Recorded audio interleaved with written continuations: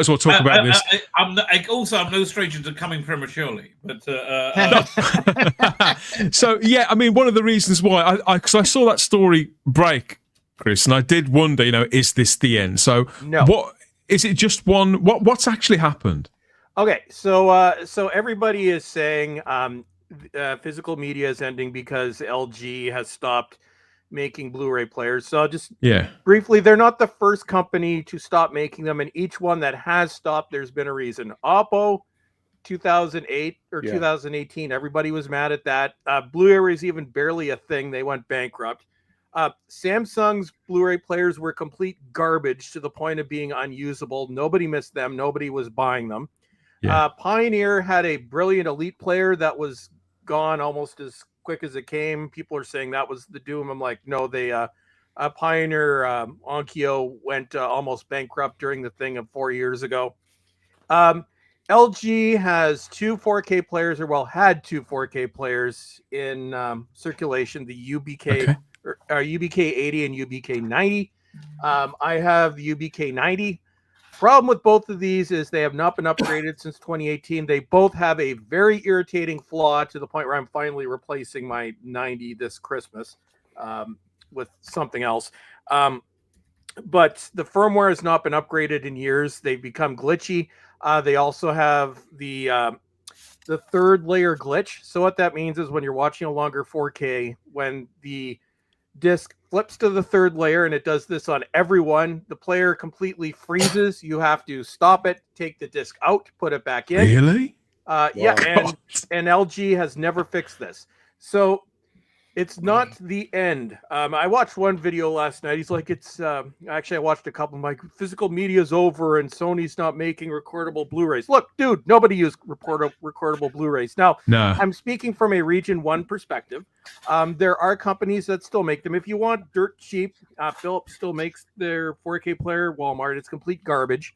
But the market is controlled by Panasonic and Sony. Yeah. Both companies have 4 players currently in circulation. They have a standard Blu-ray player. I was just saying before we went live, I have the Panasonic regular Blu-ray player. It's the best player I've ever used for upconverting. It's absolutely amazing.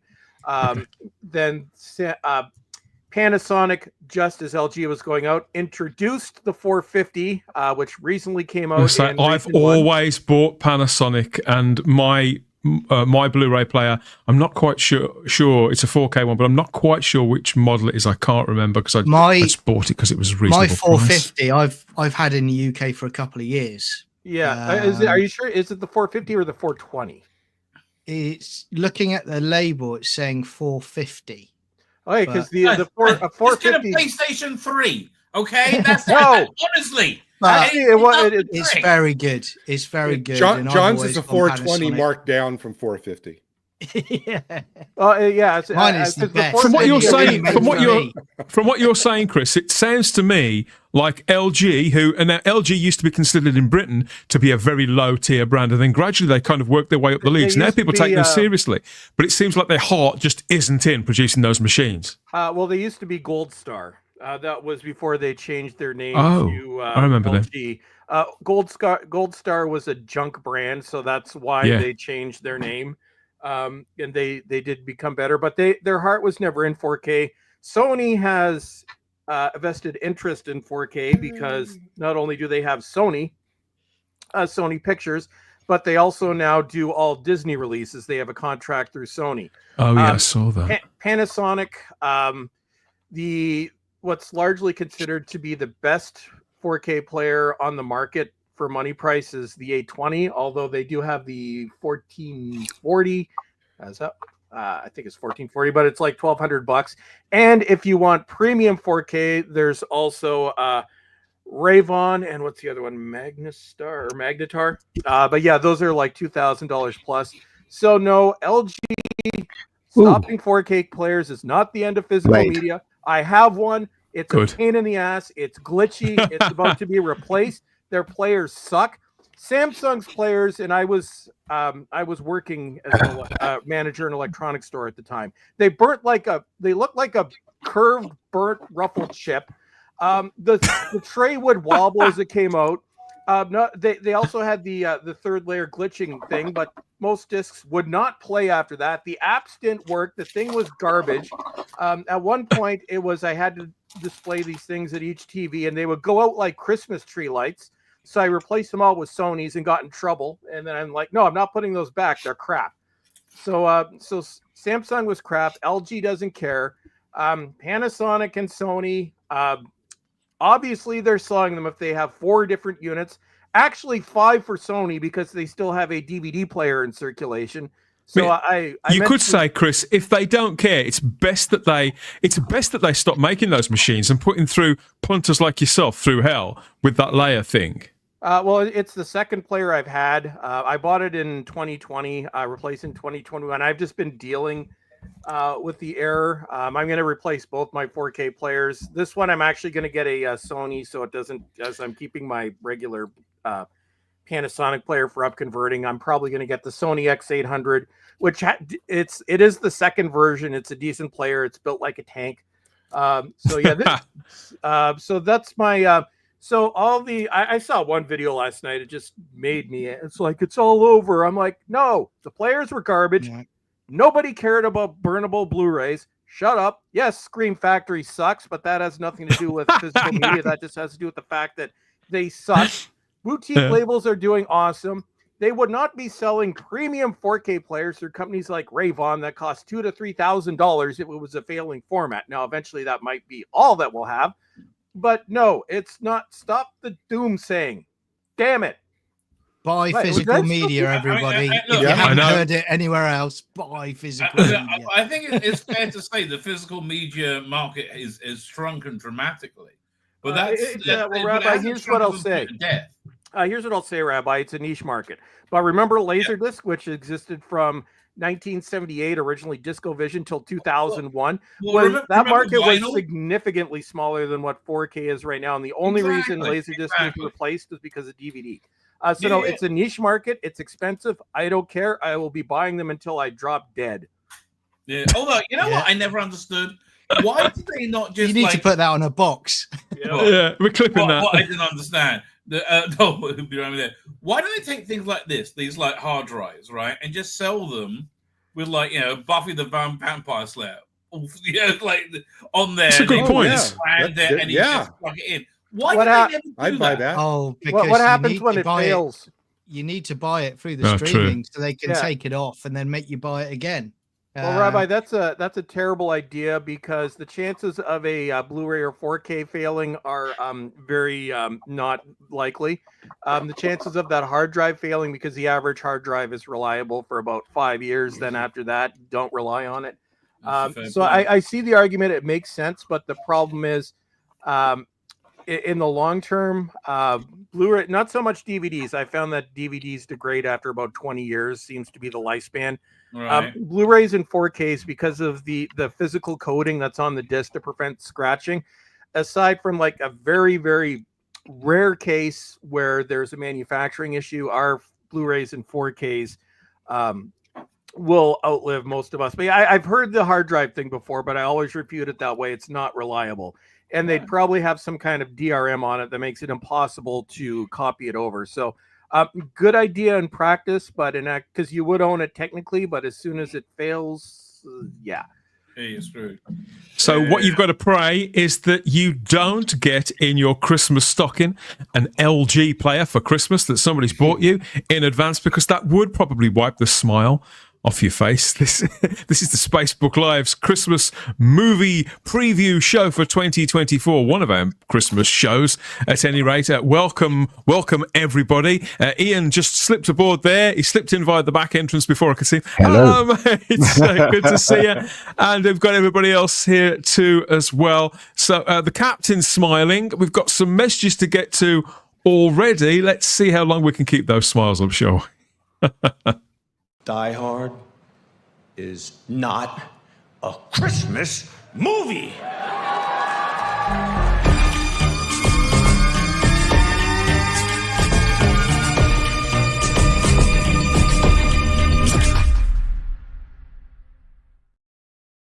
Yes, it is. Yes, it is. I'm watching a Christmas movie. What the hell does he know? You heard it, Ian. You heard it, Ian. I think it's Die Hard 2, actually. Yeah, exactly. I think it's backed up by the fact Die Hard 2 is also set at Christmas. And they say, why does the same thing happen to us? The same guy 2 years Put your handbags down. I haven't even said welcome back to the Spacebook, everybody, yet, where we're talking all out there entertainment at Christmas and live streaming it to you on YouTube and onto the Green Machine itself on Rumble, or Grumble, as we call it. As we call it, as we do it here. Yes, all will be revealed, debated, debagged, as ever, here on our 100% real-time live stream for Saturday, the 14th of December, 2024. Yes, we're getting there, everybody, here on planet Earth. Peace on Earth.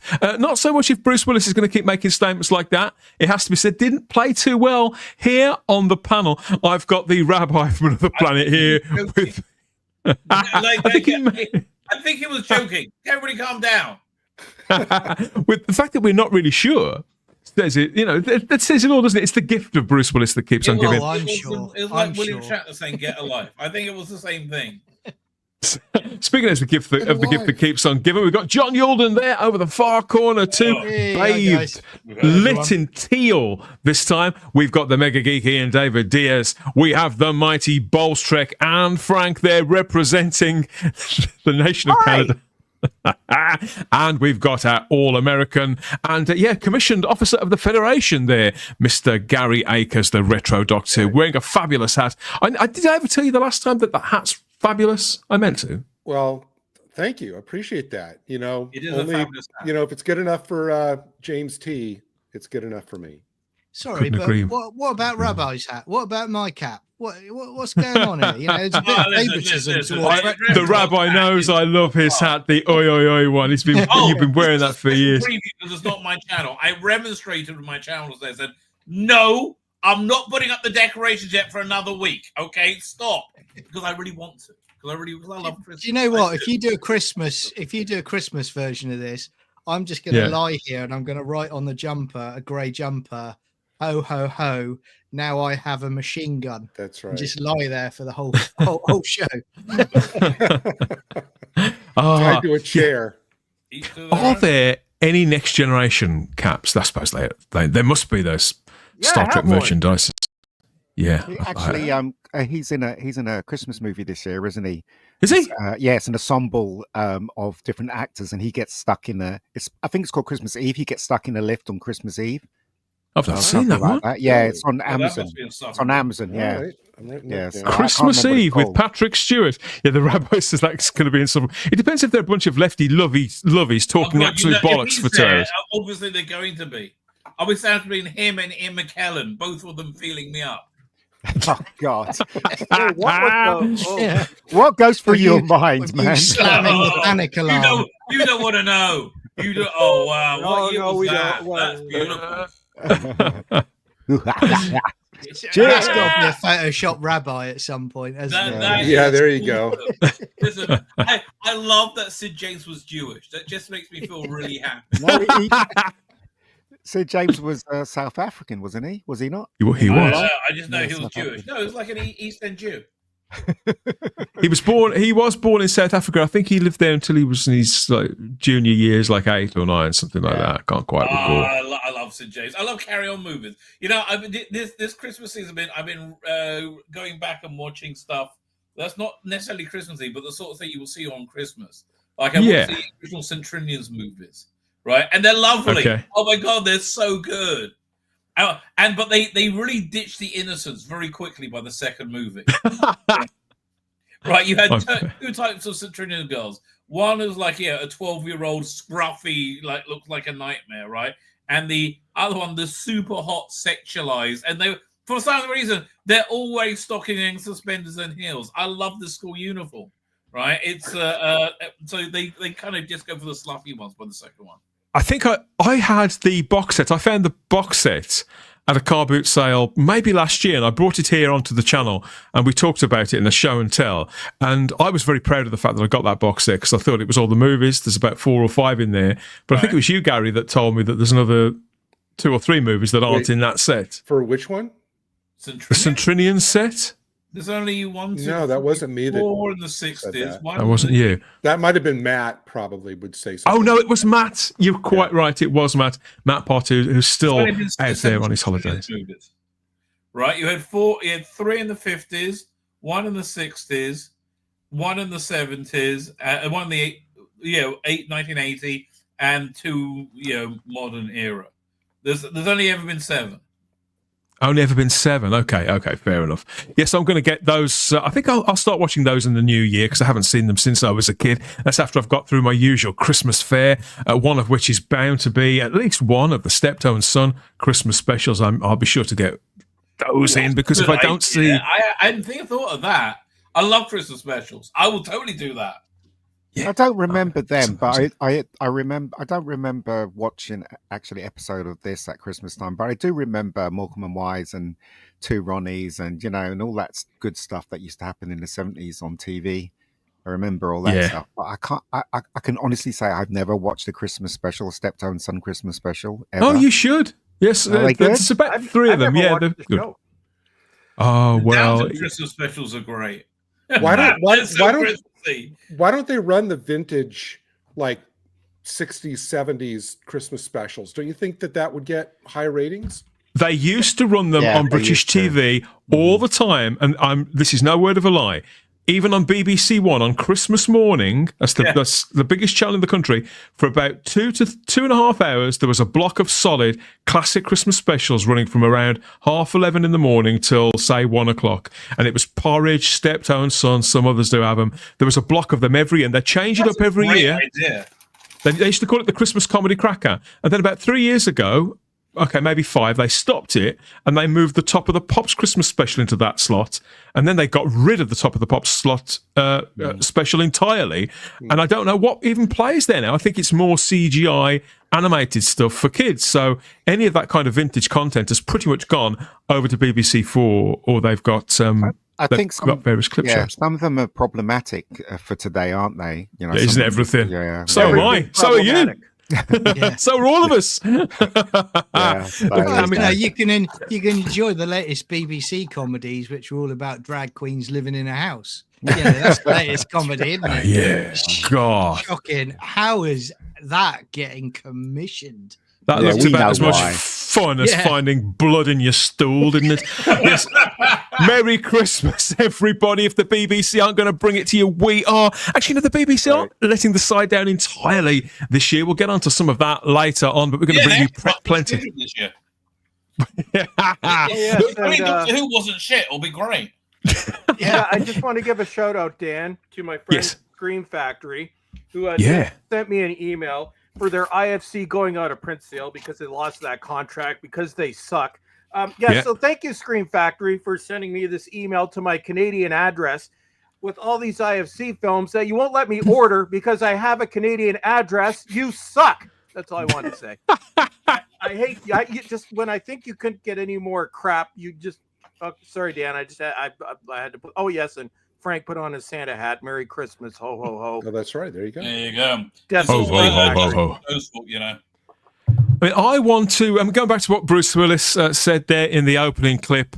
I think the results are going to vary on that. For me, Die Hard, it's not a Christmas movie. I'm sorry, it's not a Christmas movie. But if people insist that it is, then I insist on claiming my Christmas movie is Rocky IV.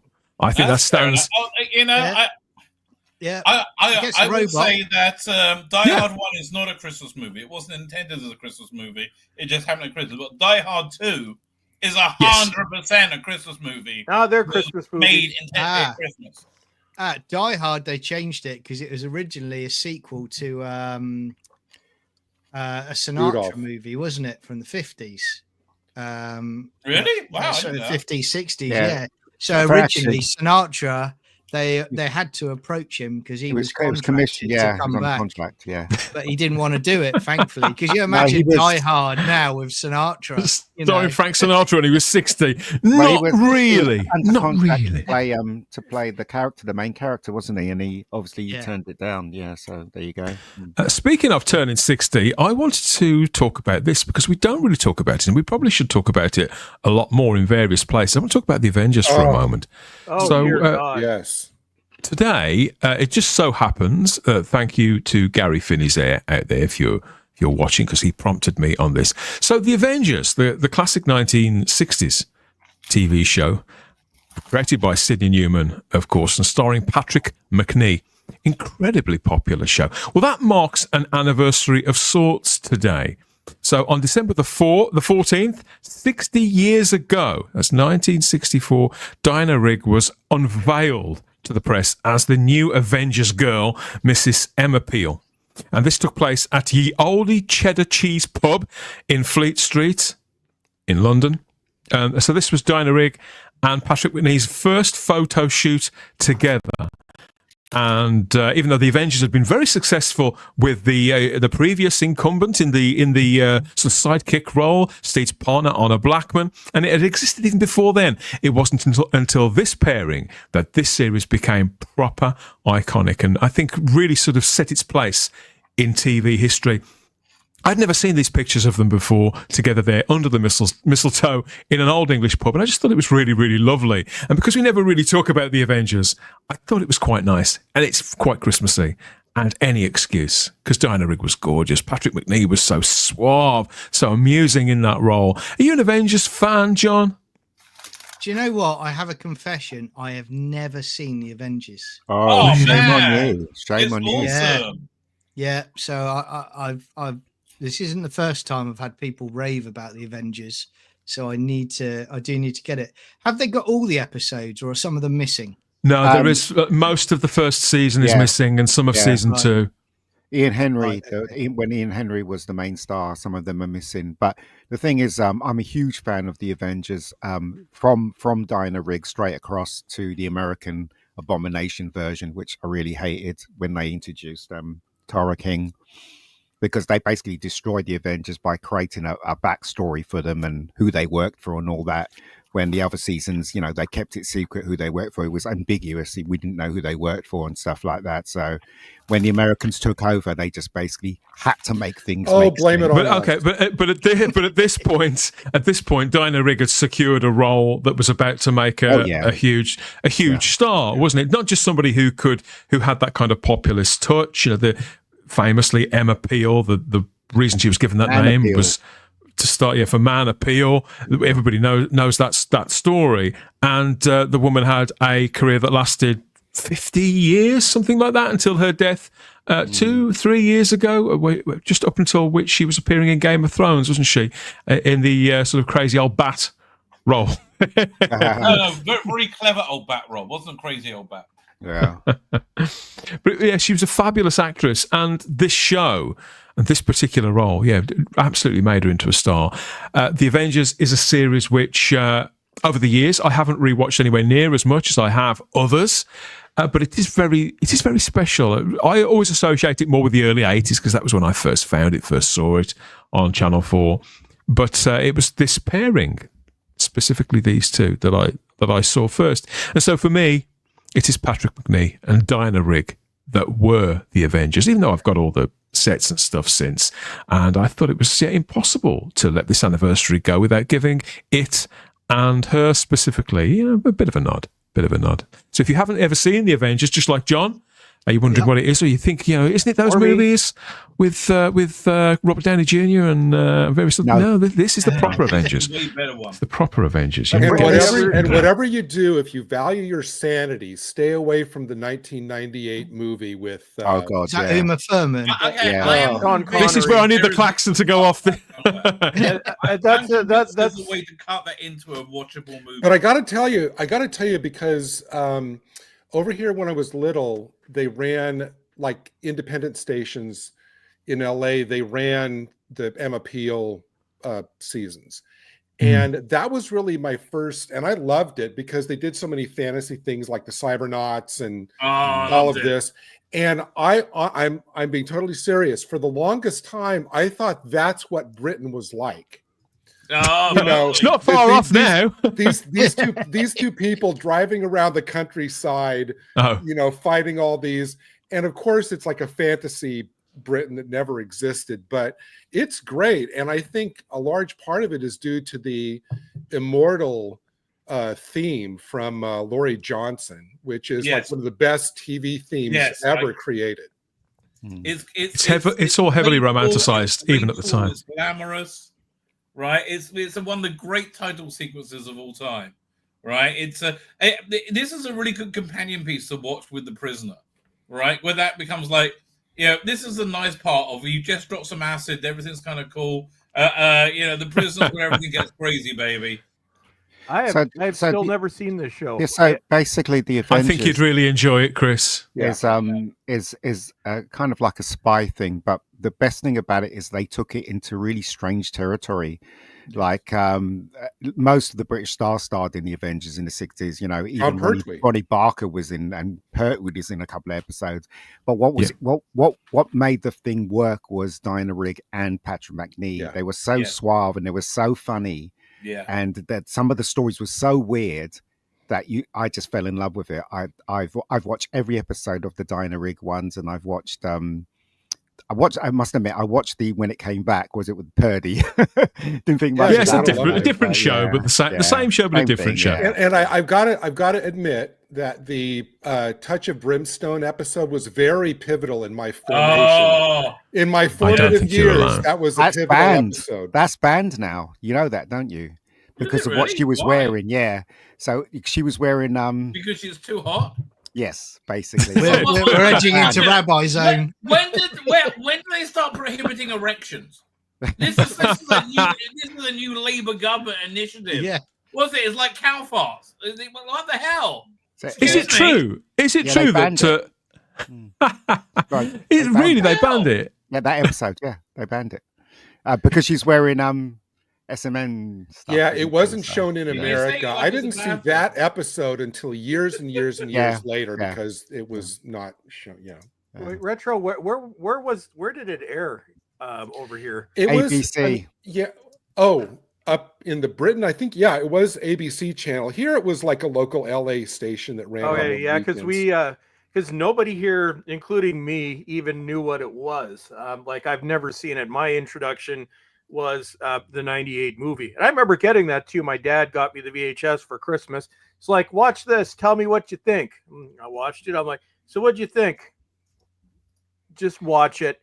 So he watched it. What the hell was that? I'm like, do you know the humor makes me laugh? Because let me just tell you, so you can understand humor. There's a scene in it where Steed is going to get fired. He's going to get killed by this firing squad. And the guy comes up to him and he says, have you got any last requests? And he says, yes, cancel my milk, will you? So that's the kind of humor that you've got in the Avengers. Do you know what I mean? It's just the way he says it. It's amazing. I just laugh my head off. I want to clarify something for John, though. If you're interested, in anybody else interested in who's a completist, there are a lot of, I think all but 3 of the first season is missing, and about half of the season 2s are missing. But Big Finish did dramatizations of every missing episode. So if you're a completist and you have to start in the first episode and you can factor in the Big Finish, you can conceivably go from the very first episode to the very last and see everything.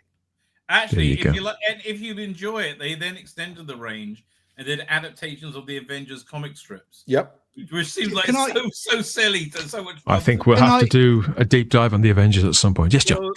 Can I just ask? Did when they did what was it called, Kingsman? Did they riff Colin Firth's character off of? No, it's not just Colin Firth. It's not just Colin Firth's. It's not just Colin Firth's character. The original Secret Service comic that Mark Miller wrote is basically an update of the entire original premise of the Avengers. I have a question. I'm looking just because I've had this in my card forever, so I didn't. So episodes are missing. So how much of the series? So in Region 1, they've got the Avengers, the complete M Appeal mega set. So 3 seasons, 51 episodes. How many? Seasons. So that's 2 seasons. Yeah, it's season 4 and 5. Seasons 2 and 3 were Honor Blackman, who before she left the series to go do Goldfinger. Okay, so that's a whole different thing altogether. So it's Emma Peel starts off and it's black and white. She was in a black and white. Is this worth episodes. getting? It honestly, it really is. Oh yeah. It's I mean, so, it could be so quirky. seeing as you like vintage British TV. I would probably recommend, and because the really old sort of Doctor Who stuff, and if you've seen Out of the Unknown and all that kind of thing, you probably would be fine with it. But the early episodes are incredibly creaky. Some of them were transmitted pretty much live. But they were sort of recorded that afternoon, and then put out. It was really kind of makeshift and slapdash, but the show evolves quite heavily, quite quickly too. So I think you'd be fine with it. But some people out there who are accustomed to something that's a little more polished, a little more slick, I'd probably recommend that you start with season 4. You've all seen the kind of crap that I buy on 4K. So ropey quality. I love that. Well, the first season was very different. The first season was more like Steve was like a trench-coated spy. And it was totally different. And it was him and another guy.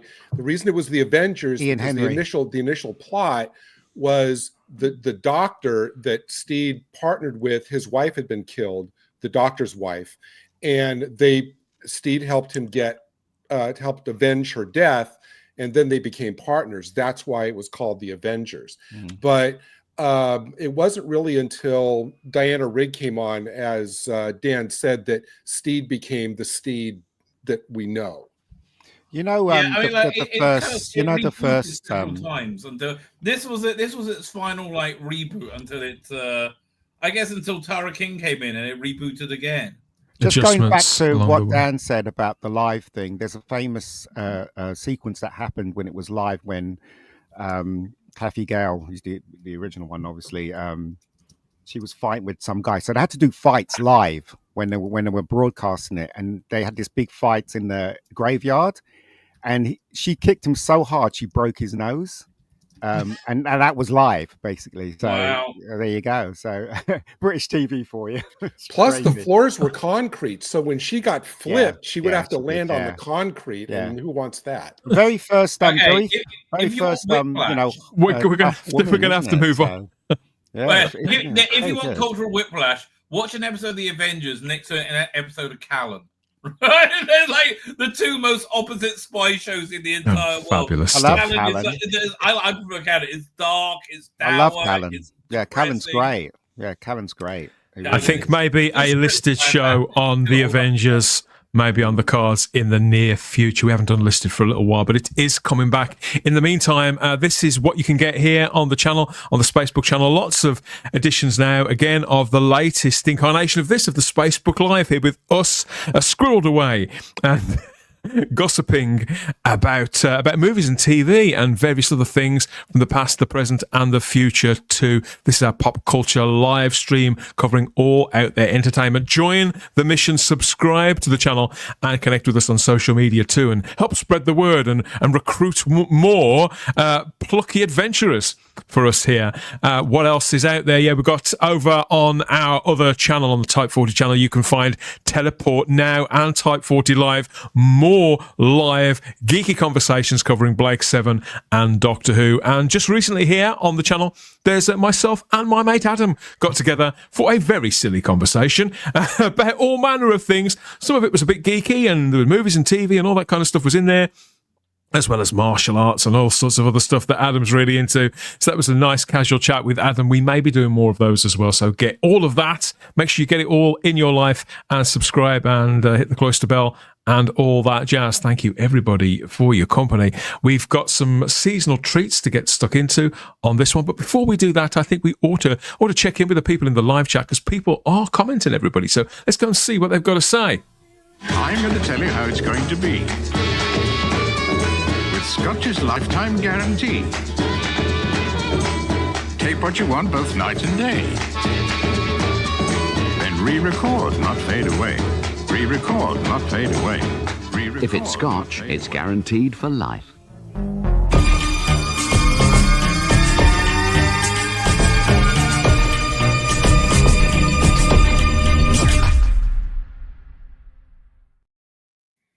Hey, welcome one and all. We've got lots of comments here. Thank you, everybody, for being so patient.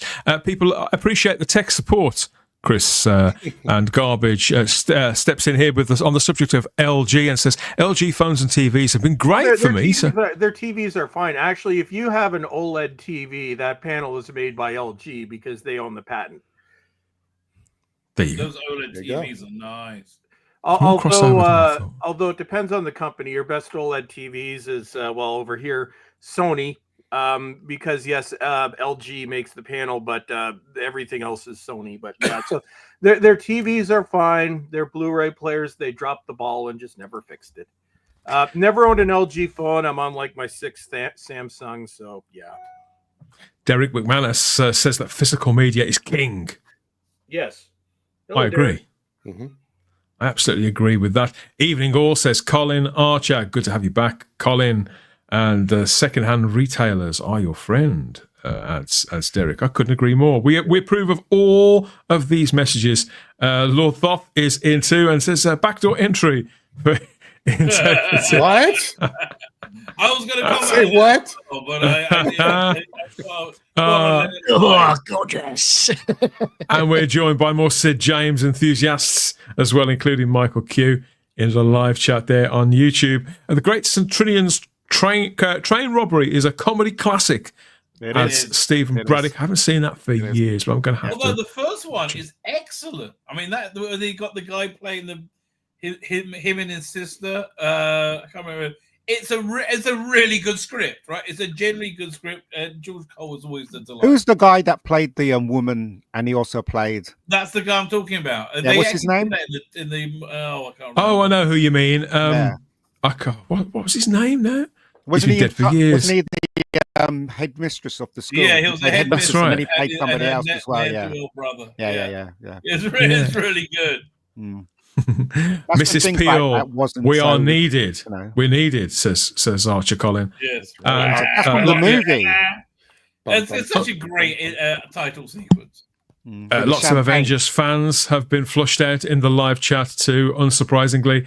And we have we've got Colin, we've got John. John's in the live chat as well, and we've got Lord Thoth. The Avengers didn't age well, suggests Lord Thoth. I think it's aged beautifully. The movie did. Because it exists in that kind of exactly it exists in that perhaps land. It's not the real 60s. It's like, it's just as you say, Rabbi. It's like the Tim Burton Batman. It exists in a kind of neverwhere kind of place. When it was introduced, when color was introduced in it, it looked fantastic. Especially the Blu-rays now and the new versions that they put out. It looks absolutely fantastic. It looks great. Yeah. So there you go. Awesome. Avon Lives reminds Lord Thoth too, which again we approve of this message. BBC stands for Bloody Ban Christmas. Suggests garbage. They got Wallace and Gromit this year. They're so good on TV. They've even got seasonal idents. Yeah, but they've got everything around it. They've got proper Christmas idents for the first time in years. We've got this from. Garbage also says the BBC is obsessed with drag queens, and Colin says the current BBC would probably cancel Christmas if they could. They did try for several years, but they're back on it this year. To be fair, could I go back to a previous thing saying Rocky IV is not a Christmas movie? I don't think you can compare Rocky IV to Die Hard, right? Because Die Hard, the whole thing is set in Christmas, right? Yeah.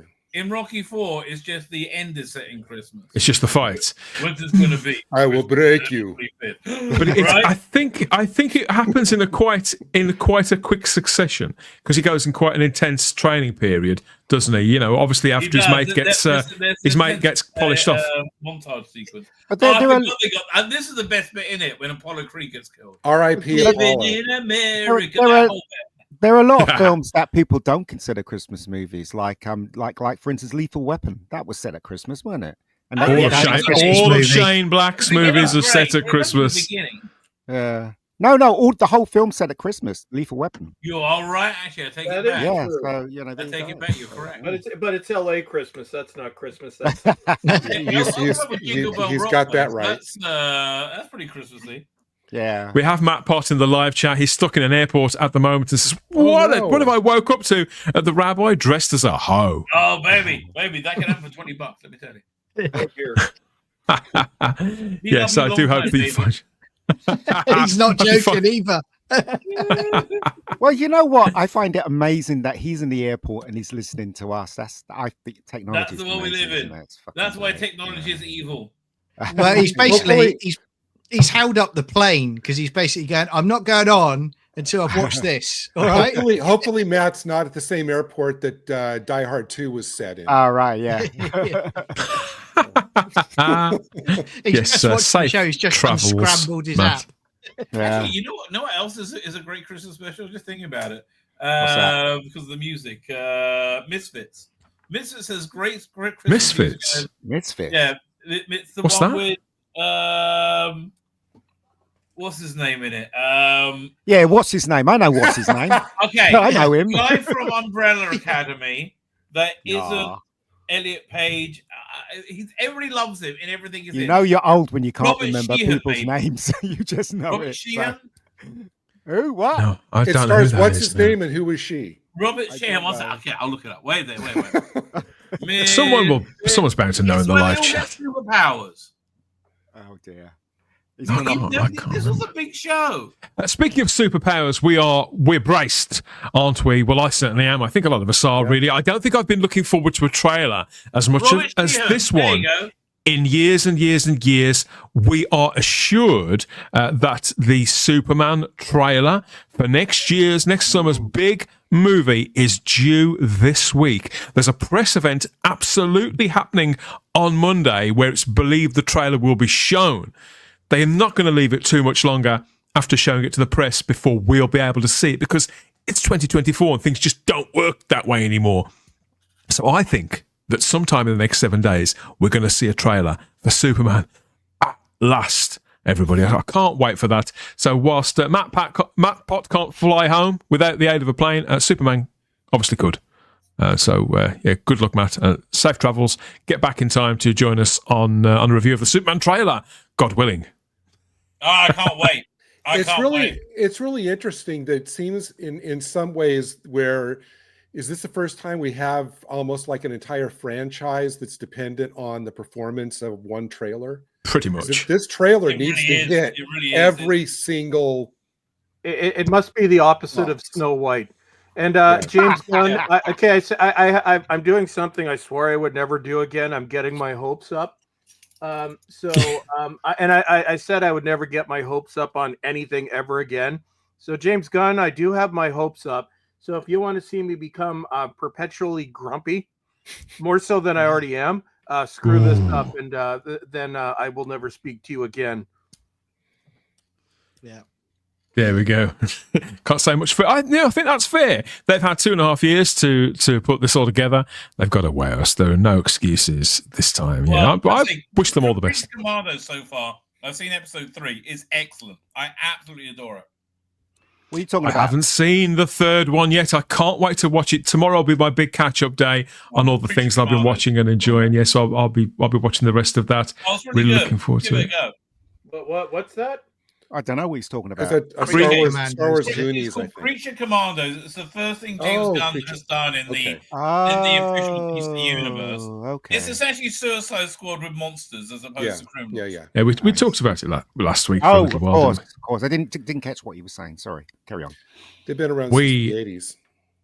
We have, So this time on the show, we're going to try. I appreciate what Chris just said about not bringing any hope to the table as a strategy, and I get that. I completely get that. But maybe on this edition of the show, there'll be something that piques your interest, Chris. Something that gets you back into the cinema at least, or maybe streaming with glee.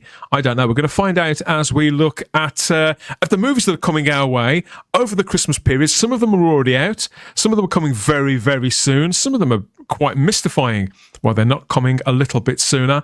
But if you've seen any of these out there, be careful of spoilers, obviously, because some of them are out. But let's have a look at what Christmas movies are being released for 2024.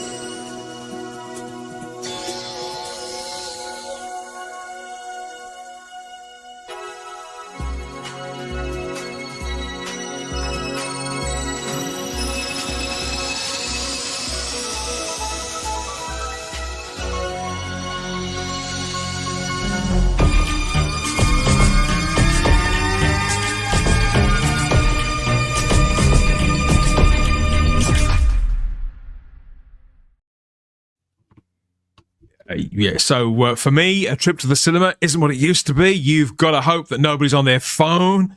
There's going to be nobody fighting or shagging or doing whatever else they seem to let them get away with now in the average multiplex. So, understandably, I stream whatever I can. I've been to the cinema more times this year, I think, than I have in the last 5 or 6. I've enjoyed it sometimes more than others, I think. But there are some interesting films on the slate for what remains of the year, and just dipping into the first part of next year too. The big hit so far, I was right about this. I was right. Wicked has been fucking huge, hasn't it? A massive success, critically and commercially. It seems to have pleased the faithful, the people, like the theatre people who were saying, you can't do this, you can't do that. They seem happy. Family audiences seem happy. I even know a few people who are kind of like us, kind of geeks, who didn't think they'd like it and have. So I haven't gone to the cinema to see this. I didn't plan on doing so anyway. But I know several people who've already been who are saying that they are going to take me. Has anybody else been threatened with a trip to see Wicked? Thank God I haven't, but my wife and daughter are probably going to go. Right? Not a chance in hell. It's yes, they can make movies as long as it's not for white straight guys. We understand. We know. We know. My mum and We got niece. the memo. My mum and niece went Exactly. to watch it. They hated it. They Oh, hated really? it. That's the first poor review I've heard of it. I know some people who prefer the theatre. I know some people who prefer the theatre thing, and they say that will always be their thing, but that are happy with it. But that's the first really slating I've heard of. And I'm not saying this is linked at all whatsoever, but Cineworld announced that cinema that is up the road from us is closing literally about a week after Wicked hit the cinemas. So, yeah, they closed some by me about 2 months ago. It seems to be a nationwide thing, doesn't it? You know, the weird thing about this poster I'm blaming is her. the woman in green is more normal when she's greened up than when she's in real life. In real life, she looks really freaky. That piercings interview they everywhere, did. things dangling from her. But Ariana Grande, she looks so weird. She looks like an anorexic Bratz doll. What the I hell? agree. Do you remember those things where they? You remember those things? Do you remember those things they do? Sometimes you see them on documentaries on sort of trashy TV channels where they put 8 or 9-year-olds into beauty pageants. That's what Ariana Grande looks like to me in this picture. Oh, yes, it's very disturbing. And apparently this girl is pushing 30. Well, have you seen the videos of the interviews? I'm like, it's just creepy. Oh my God. No. They're insane. Yeah. What's up with the rainbow poppy field in that picture? Because everything's I have no idea. I mean, for me, the blessing of this is whether it's in our sort of wheelhouse or not. I think it's good for fantasy cinema, fantasy entertainment, for geeky stuff that a film like this, just the same with the musical, has done so well. But obviously, it's not really my thing, in all honesty. Encourage them. You're out your mind. What should have been my thing, which is that anytime they think something, it's sort of stupid, and they'll be ridiculed for thinking it. Right? That's the only way you can deal with TV and movie executives. They gotta be so scared that they're gonna be make the piss off, right? And there'll be a subject of derivement. That's the only thing they care about, right? Yes, this works, but don't encourage them. What should have been my thing, Rabbi, which dropped into cinemas in Britain yesterday, but I'm definitely not going to go and see this, is Craven the Hunter, starring Aaron Taylor Johnson and Russell Crowe, believe it or not. So obviously Craven is a seminal Spider-Man villain who they have made the lead character of this film. Not a ridiculous idea, but I think it is when you fasten it onto a series of movies that have performed so poorly, they've practically become a punchline. I can't see anybody flocking to see Craven. That's despite the fact that this is undoubtedly a good actor, and the fact they've got Russell Crowe in it as well. That used to be a positive. Now I think Russell Crowe, he's kind of in it for a good time, isn't he? He's in it for a good time and a paycheck. So I'm not going to go and see that either. Also, somebody I used to bank on as well, I used to consider going to see everything that they were ever in, was Jack Black.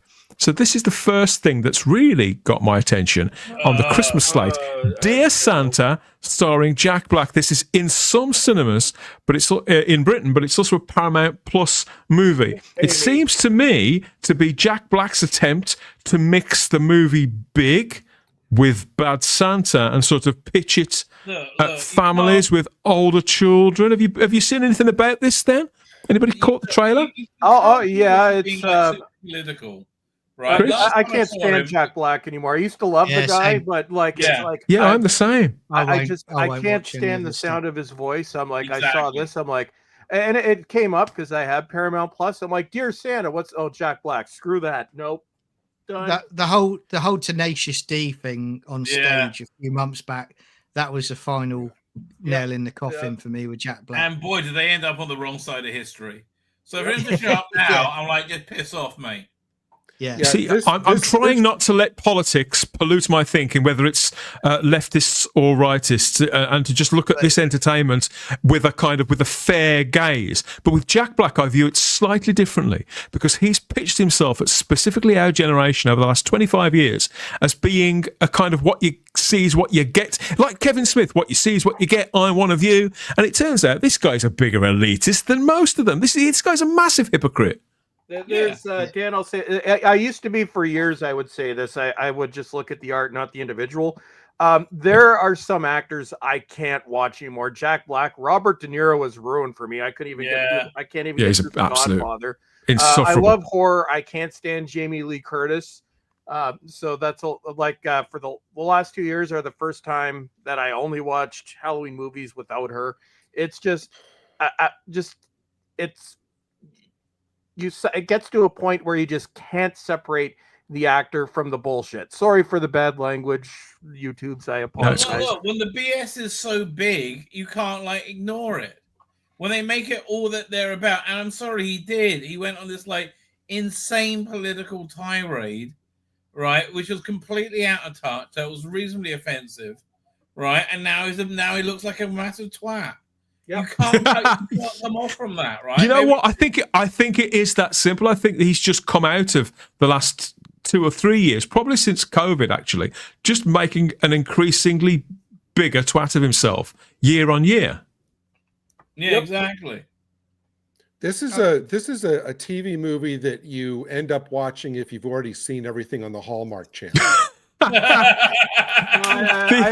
I'd rather watch Hallmark. It's at least Hallmark, you know what to get. Here's your Hallmark movie.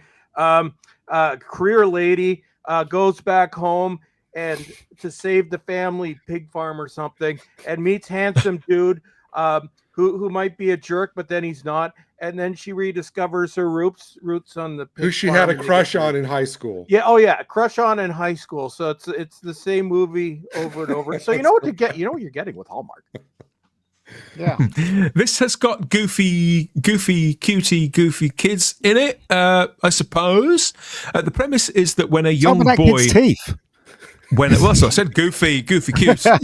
He's supposed to be adorably cute, isn't he? It's supposed to be the kind of Napoleon Dynamite kind of angle, I think. Weird. So the synopsis is that when a young boy mails his Christmas wish list to Santa with one crucial spelling error, a devilish Jack Black arrives to wreak havoc on his Christmas holidays. So it's a thin premise. And I just think that Jack Black, it's too late for him. We've all seen him do this shtick several times. As a person, he's made a total cock of himself. So, yeah, a few years ago, I'd have been... If it was the Jack Black of School of Rock. I mean, the Pick of Destiny. The whole satanic element works quite well with Hollywood, though. So maybe they're trying to look into their own selves. Oh, yeah, he's like that... what's his name? The Sam dude, the one that you can't unsee after you've unseen his... What's his name? Sam something or other. Used to be normal, then became satanic and big. Yeah. I don't know who that is. Okay. Sam. What? Ferocious. Rockwell? No, okay, so he was a musical artist. He used to sing normal. He sang the James Bond the song. Sam Smith. Sam Smith. Yeah. Right, that guy. He's weird. 4 times. I got there. He is weird and he and Shooty have the same tailor. Yes, they do. But yes, I would say Jack Black's last do you think they watchable could do movie. this- Sorry? I was just going to say Jack Black's last watchable movie was The House with the Clock in Its Walls, directed by Eli Roth, which is probably why I like it. He's usually good. Then he did Borderlands. He's going back to horror, I think, permanently. So awesome. But He yeah, was that's okay in the Jumanji movies. I can't. Yeah, watch I liked those him in those now. as well. Actually, I like the first one. I think the second one came out after he rough. become insufferable. Yeah. He Very- did become insufferable. very That's odd. exactly the word for him. He definitely became I insufferable. mean, you're quite right. He went through a phase of appearing in some really strong kids' films, pure kids' films, with no other side to them at all. I think he found a bit of a niche there that was right to sort of take him through. But now he's sort of come back out the other side of that and trying to be the sort of the big bad movie star again. It's not really washing. The It's not last really Jack washing. Black movie I can remember that I liked was King Kong. Oh god, you yeah, like that was that? 20 That was a years while ago. Exactly. A long time ago now. He's done lots and lots of sort of animated movie voiceovers as well. I wanted to bring this to your attention too, specifically for you, Rabbi. I think you're a fan of Alfonso Cuarón, and he's involved in this one. This is a new kids' film that's on Disney Plus called An Almost Christmas Story, and it just looks really sort of quirky. Yeah, it looks I always very feel different. So dirty watching stuff on Disney Plus. Right, I do. I feel like a whore. It's like I feel like I need a shower afterwards. But they have. I was surprised to see this listed for Disney when I saw that Cuarón and David Lowery, who's the other co-writer of it. You know, these guys usually exist outside. They're very outside. They're very outside of the mainstream creatives, aren't they? Yeah. Well, what else has he done? He seems very familiar. I can't quite. I did Children of Men. That's right. Yeah. Okay, so Harry Potter film. He's a really solid director. He did. I think he did that one where Sandra Bullock was in a space station and she was falling to Earth. What's the name of that? Gravity. I think he did that. Yes, as well. you're right. Yes, he did that too. Yeah. So he's got a great track record. This looks very interesting. What's it on again? You said it's on Disney Plus. Well, I got Disney. This is on Disney Plus, and the premise is that a young owl finds himself stuck in a Christmas tree that's destined for Rockefeller Plaza, and is in his attempts to escape the city.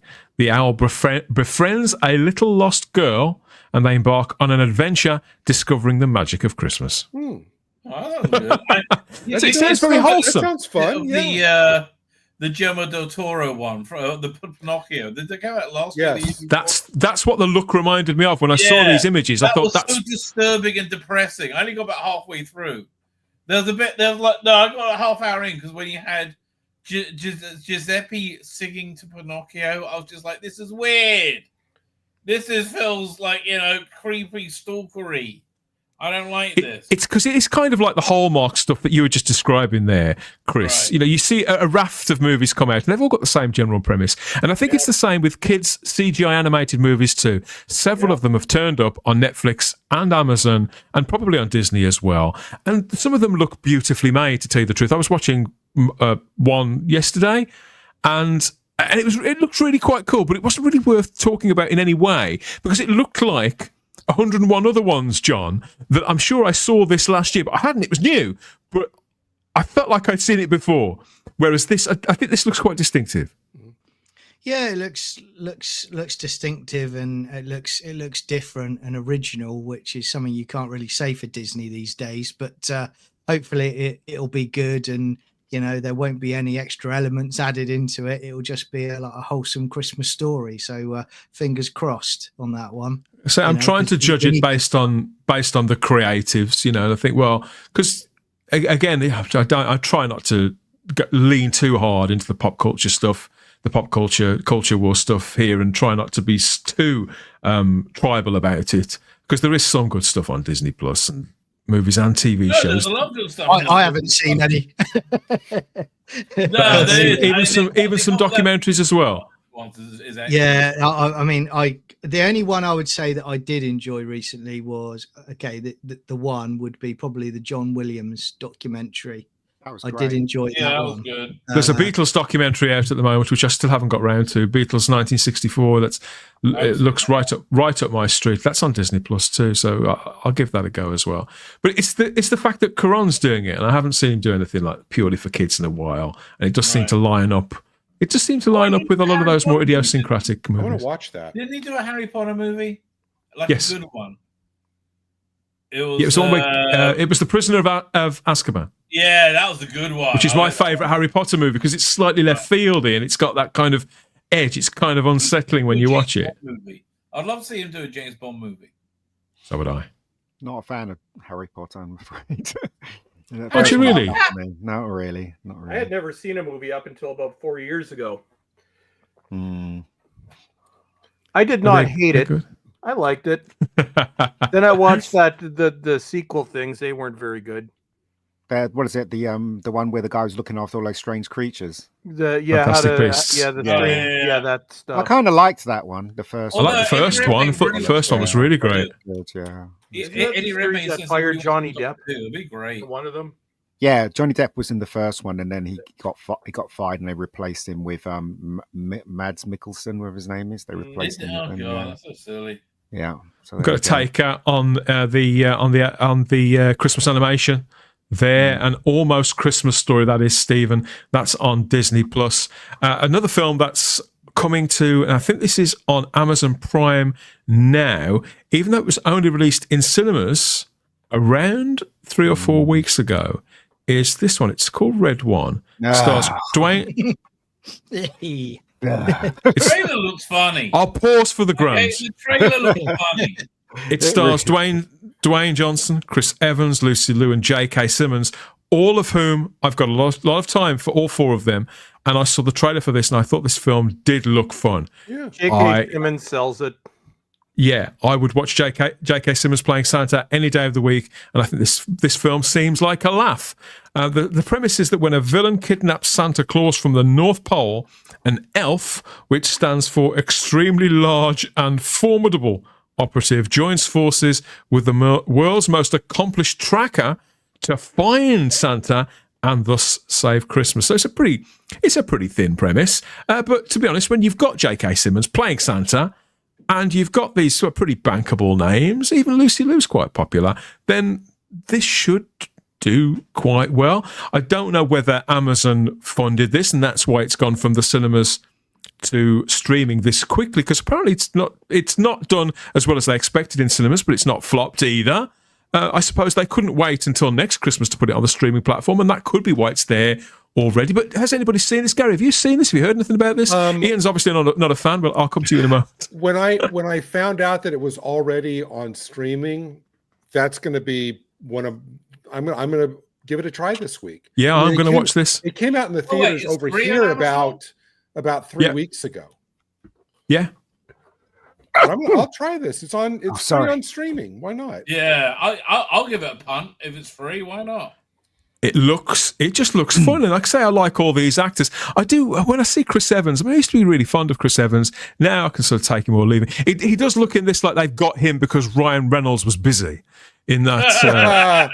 Yeah. But you could say that, I suppose, about all of them. I agree with you, Chris. I think that J.K. Simmons as Santa, it's a really fun idea. This is an odd one because I cannot stand Chris Evans. Like, he's on the insufferable Pratt list now. Like, is he a bit of a dick? Yeah, video. He was in the video, right? The yes, he was. Example. Yeah, he was. No, Yeah. he's an insufferable. I won't swear again. We'll just say I said some naughty words. So Okay. I will watch anything with J.K. Simmons because he's awesome. I can't stand. I won't say bad words sitting there in a chair. But I think J.K. Simmons cancels it out. So I will watch it for J.K. Simmons and might even just fast forward the scenes with insufferable word I won't say in the chair. That's Captain America you're maligning there. No, not anymore. It's not anymore. You need to do better, dude. Captain America is what's that? Kurt Russell's son. Is that right? The once and maybe future Captain America apparently is going to be in that next Avengers movie, which I think sounds like a bloody car crash, but maybe it's ain't nobody gonna watch it. big payday for the lad. They got what's the thing? Carter in it. Well, I guess their big selling thing is Robert Downey Jr. is back. Yeah, he looks like he's aged 20 years, and he lost all his credibility in the same video that I was just referring to. I will enjoy laughing at it. Yeah. See, this movie looks okay. I mean, I'll give 90 minutes for this movie. Yeah, I'll probably Exactly. Yeah. It's on Amazon. Yeah, it's for free. Yeah, it's for free. I think if my kids were still between the ages of sort of 9 and 14, 15, this would be our big Christmas Day, a big Christmas Day movie. I think it's weird in some ways that The Rock is still making these kind of films, but then again, he still looks great. He's probably as bankable as ever he was, even suffering a few, if not flops, next to flops. He seems like Teflon, and so I think this looks. Okay. J.K. Simmons is famously jacked for a guy who's pushing 85, something like that, isn't it? So put him in this with The Rock as a jacked Santa. It's a pretty fun idea. I'd rather watch this than Jack Black pretending to be a hard nut in the other one. Absolutely. You have to pay for that one on Amazon. So this one is free. The Jack Black one you have to pay for. Yeah. By the way, if you can find it, another great, really weird Santa is Mel Gibson in Fat Man. Love that. Brilliant film. I've watched every Christmas for I think the last 4 years now. Actually, crazy. Violent Night was good too with dude from Stranger Things. David Harbour. Yeah, that was out last year. Looked great. I forgot all about that. Oh yeah, no, that one's actually it may be the most violent Christmas movie I've ever seen outside of horror movies. So it is worth it. That's on Netflix. How was the Kurt Russell Christmas Santa movie? That was great. I never first saw one. that one. The first one was really fun, good. yeah. The second one was woke. So there you go. Okay. Well, I'll watch the first one. Great. They were going to make a third one, but I don't know if it ever materialised. So Ian, have you seen Red One then? It got the famous mega groan. So have you seen this? Is it without spoiling it? Because I'm definitely going to watch this. You didn't like it, or what's the deal? I heard the first 15 minutes, and I just wasn't impressed, so I came off it. So. Okay. 15 minutes. I always give films 15 minutes. If it doesn't impress me, I'm out. That's very fair. I think it's very fair. But Ian, can I make a request? When you do Rebecca Gold season 3, can that be at Christmas? Maybe that Christmas. Yeah, there you go. I will try. Yeah. But there are some really good films, Christmas films. There's one called That Christmas, which is an animated cartoon thing. That's the one I was watching 2 days ago, which I decided not to mention because I felt that the Quran one was more interesting because it's slightly more unusual, and obviously because we're adults, we don't. I try not to include too many family films in these breakdowns because that's not really what people come to the channel for. Also, can I just mention something? I don't know if you know that Dexter, New Blood, or was it New Blood, has been released. And it was spoilers. So there you go. So does that take place at Christmas? Well, we'll probably come in on that next week. We'll catch up on some of the TV stuff next time. Have you seen it? I'm going to be watching that's going to be like my January show as I got my Blu-ray. But because I did have something I wanted to ask you about Dexter, but I'll save that. Save that for another time. Excuse me. I'll exit when you want to talk about that because I want to be surprised. Yeah. Because Ian told me something a few weeks ago that I've deleted from my brain, and I'm going to pretend did not happen. Well, I do have. Okay. I have something interesting that I found out about that because I was cursing Ian's name when he dropped that spoiler as well. But so we'll reconnect on Dexter another time. So next up, also staying with streaming. This looks right up my street too. Is this one over on Netflix? It's called Carry On, which confused when I saw a Carry On movie was dropping on Netflix. I had to rub my eyes. Thought, fucking hell, Sid, you're back. Nick of Time did it better in 1995. Turns out Sid James isn't back. Neither is Barbara Windsor. Taron Egerton is, though, with Jason Bateman and Sophia Carson in Carry On. The synopsis of this, it happens at an airport, but there are no saucy 70s air hostesses in it, sadly, that look like Barbara Windsor. But the synopsis is that a young airline security guard is blackmailed by a mysterious passenger who threatens to smuggle a dangerous package onto a plane on Christmas Eve. So it's directed by Joan Colette Serra. Oh, I can't believe I pronounced that correctly. And it was made on a budget of... Okay. No, I'm styling it out. I pronounced that fine. So this cost just $47 million to make, like a lot of Netflix movies, and it's been out for a day. People seem to love it. It's got a lot of people in that I like. Jason Bateman, I think he's great. Generally speaking, I like Taron Egerton. So this looks like a good time as well. Had this made anybody's radar? I heard about this. Didn't like it. I heard about this for the first time earlier today. I was browsing around online, and people are saying that this is kind of like Die Hard. It looks like that's what they're going for. Yeah, it looks very clear to me that they're trying to make a modern day, or at least a film that has that kind of appeal. I'll watch it. It's although it's not exactly a new plot line. So I actually just watched Nick of Time last week, which, if you don't remember, it's a 1995 film with Johnny Depp.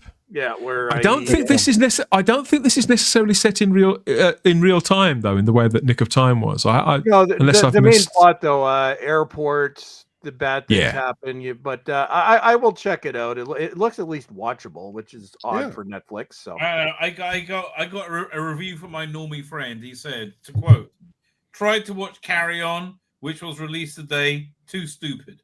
It does sound silly. What? It does sound silly, and it does sound like generic action movie for a reasonably popular, still young-ish actor. But I think if films seem, John, like they simply mean to entertain me, not preach to me in any way, I still consider that to be a plus point. And I just get the impression that they want to give me a good time at Christmas with this. Yeah. I mean, I'll give them a score for trying to entertain, and I think that I think the trouble we've all had over the last decade is the fact that you go into it almost preparing yourself to see political elements splashed into a movie, so you're not quite sitting there relaxing like you used to. So if we can get back to, like you said, entertaining, then I think people are going to drop their guard a lot more, and they're going to go in and enjoy a lot more stuff.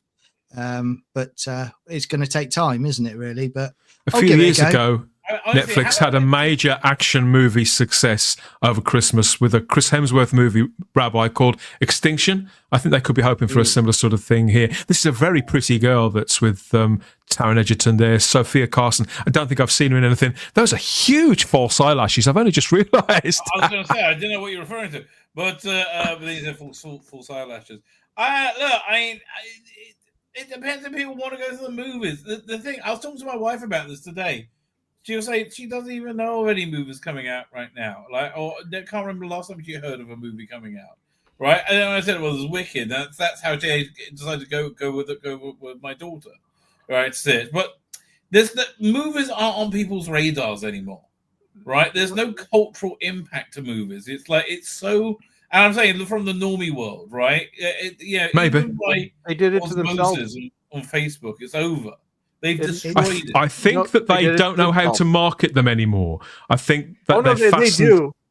Well, Dan, they do market them. They just market them very badly. And this is after now almost 7-8 years. They've lost the audience. The movies have been awful. The movies have been woke. The stars are insufferable. People now, celebrity culture has gone back. It's done a complete 180. People now hate these people with a passion. So I think they've lost the audience, and I think it's going to take years to even win back a portion of them. And you have another big woke disaster that's going to be derailed possibly forever. So You did this to yourselves, Hollywood. Chris. Yep. I was going to say as well, on top of that, with everything you've just said, and I mirror it, but certainly speaking from someone in the UK, with the cost of living now, it's worse here. Cinema is not not cheap off. at all now, and people are now looking at it and they're going, do I want to go to the cinema when I'm not sure about that movie? Back in the day, you also had bangers of movies where people are like, I cannot wait to go and see that. I will pay my money for that. But now people are going, you know what? I could actually spend that money on something else. I could go to the pub, or for that, I could probably do something else that's a lot cheaper. Take the family bowling and go for a meal with the same money. Well, it's all connected, isn't it? More of the attack on working class people. Yep. Really. It used to be should be art for working class people. Yep. Right. It should be an entertainment. Never looked at it that way. Yeah, but you're right. It's all vanishing. Right. The idea of like there being working class vacations. Right. That's all gone.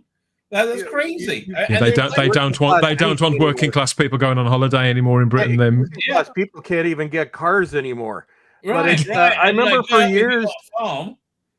It's correct. There is such a absolute hatred of British culture in England now. It's being. I'd just like to say they won't even acknowledge it exists, Rabbi. Sorry. I'd just like to just go what John was saying. So, for instance, I'm looking at there's Satan, there's where it's called now, and it's £7.99 to actually buy that film on Amazon. I would. Then when you go to the cinema, it's 10 something, and then it's sweets on top of that, and then it's popcorn, and then it's your children, and then it's your wife. Do you know what I mean? So no wonder why people are just watching it's it's even worse here. I'm like, for years we used to go every Tuesday from the time I was in high school. It used to be $4 Tuesday cheap night. It was that until the 2010s. That doesn't exist anymore now, and depending on the city, it becomes more expensive because the really famous players is about all that's left in Canada. They own all the theaters, so there is no more cheap night. Even matinee, it's like if you're lucky, $20. I think 25 is on average. If you want your 3D glasses, it's like 30. So for they still do the thing with the 3D glasses where they try and they sell them you and then have them back at the end of the screening. You recycle them for the movies that still use them. But I just look, I'm like, people can't afford food. I'm like, okay, so for one person, if you're going to see a 3D movie at a prime time in any city that isn't out in the middle of nowhere, it's like $30 plus you're no joke, $25 for a goddamn hot dog. So after taxes, it's like $60 per person. You multiply that by a family of 5, and that's like your car payment for a month 10 years ago. Yeah. So if you wanted to save cinema, you know what you need to do? Amazon needs to buy a cinema chain, and I'm amazed they haven't done that before. What? They don't care. They don't. I'm care. amazed that either Amazon or Netflix haven't done that. They'll eliminate it. Yeah, they will. Catalog, where you got the entire MGM back catalog, and they don't care, Rabbi. They don't care. They want to cut out the middleman. They do. Yeah, that's what they want to do. Who's the middleman? Well, the cinema they see as the middleman, the distributor, the regular retailers. Cinemas. Yeah, and they're basically what they want you to do. They want you to go direct to the apps. That's what they want you to do. They and want to get rid of it completely. And as soon as Amazon gets a monopoly, which they unfortunately now do in physical media, after they, especially around here, there's only one competitor left, and it's not even all over the country, and even they're very expensive. But especially after Best Buy stopped carrying physical media, at least in the US, they're like there's now a very small section back in the Canadian stores. But as soon as all the options, like I know Target in the US, all the physical media options started going away. The pricing for physical media on Amazon is now atrocious. Just for Terrifier 2 or Terrifier 3, which I'll be seeing for the first time on 4K because I missed it in there. But $55 plus tax for the regular non-steelbook version, and that's the cheapest you can get it anywhere. That seems mad. Just relax, give it a year. Look what's happening. What's that country? Argentina, Where's that guy Millet? The yeah. Like he turned that country round in 11 months, right? He's went from being massive inflation. Yeah. He's vilified in the British media, by the way. Changed it to a small government, didn't he? Yeah. We don't have Landmark where I am. We have our like gigantic Silver City, which is like one of those like 20 screen things, and it put all our other theaters out of business, except there is one that's discounted downtown. But you do not want to go downtown to see a movie because you have to cover the cost of having your car broken into by crackheads, which will happen. And if you take the bus, you have to go to our downtown bus terminal where you also have a good chance of getting stabbed. So yeah, I always thought Canada was a nice place. Sounds like one of those event activity things you do. So you go and watch an action movie, and then you play the role when you go. Oh yeah, when you're leaving. It's like we'll give you the cost of a ticket. Okay, what about the cost of the break-in? Because you got somebody in a tent right outside your car, and you could tell they're just waiting for you to leave, and they could see, oh, he's going into the mall with the cinema. Oh, fun time for me. Then you come out. Where are my tires? My car's on blocks. Chris, things will get better when we annex you. Next year. Sadly, a lot of people want that because our country has gone to absolute hell. I'm like, literally, it couldn't get any worse. Chris, have you seen this comment I've got up on screen? I've got this comment up on screen right now, directly to you, Chris. Oh yeah, that's what I was commenting on, Darren. Yeah, we don't have a Landmark. I can't remember who it is that owns the downtown. It's one of those discount things. You know, it's got like the nice comfy seats. You can drink in there, but I don't drink, so that's. But even when they give you these tickets where you can see as many films within 1 month, you know, for the price of one ticket, it's still going to cost you a crap load of money because again, you're buying popcorn. Again, if you got your that's where they make the money. Yeah, yes, you know what I mean. So everybody's just that's what I'm saying. Films on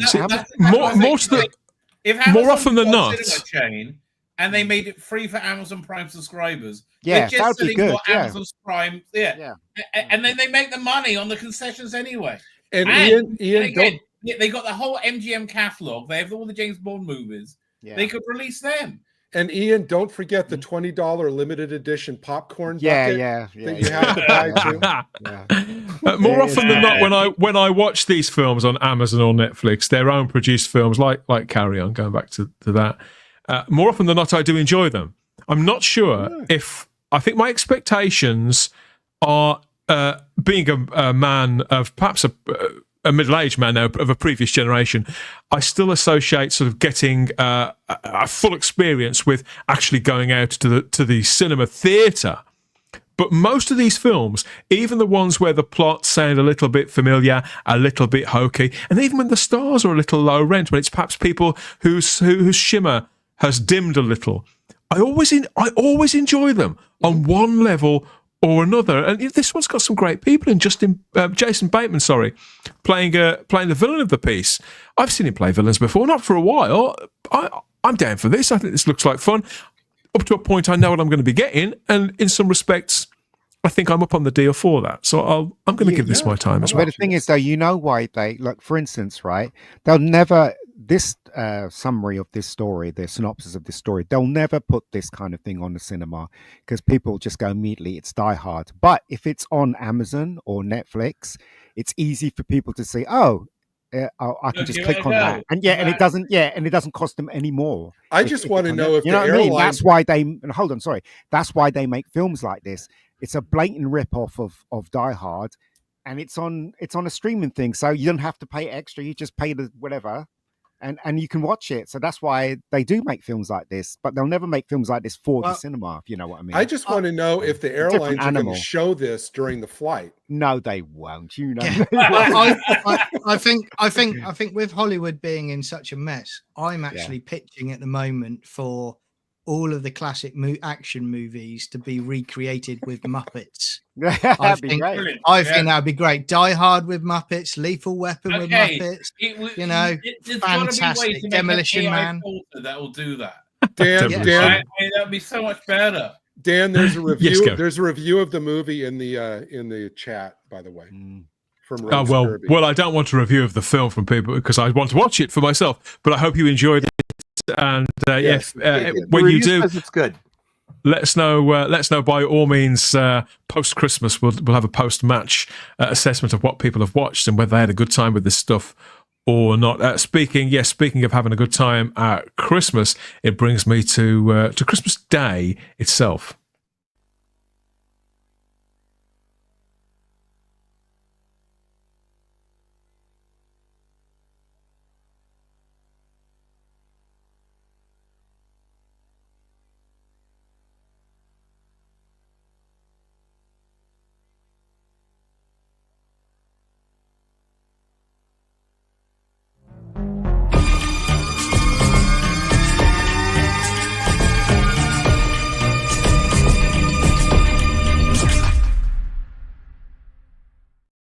Condone that. Never do that to a dog.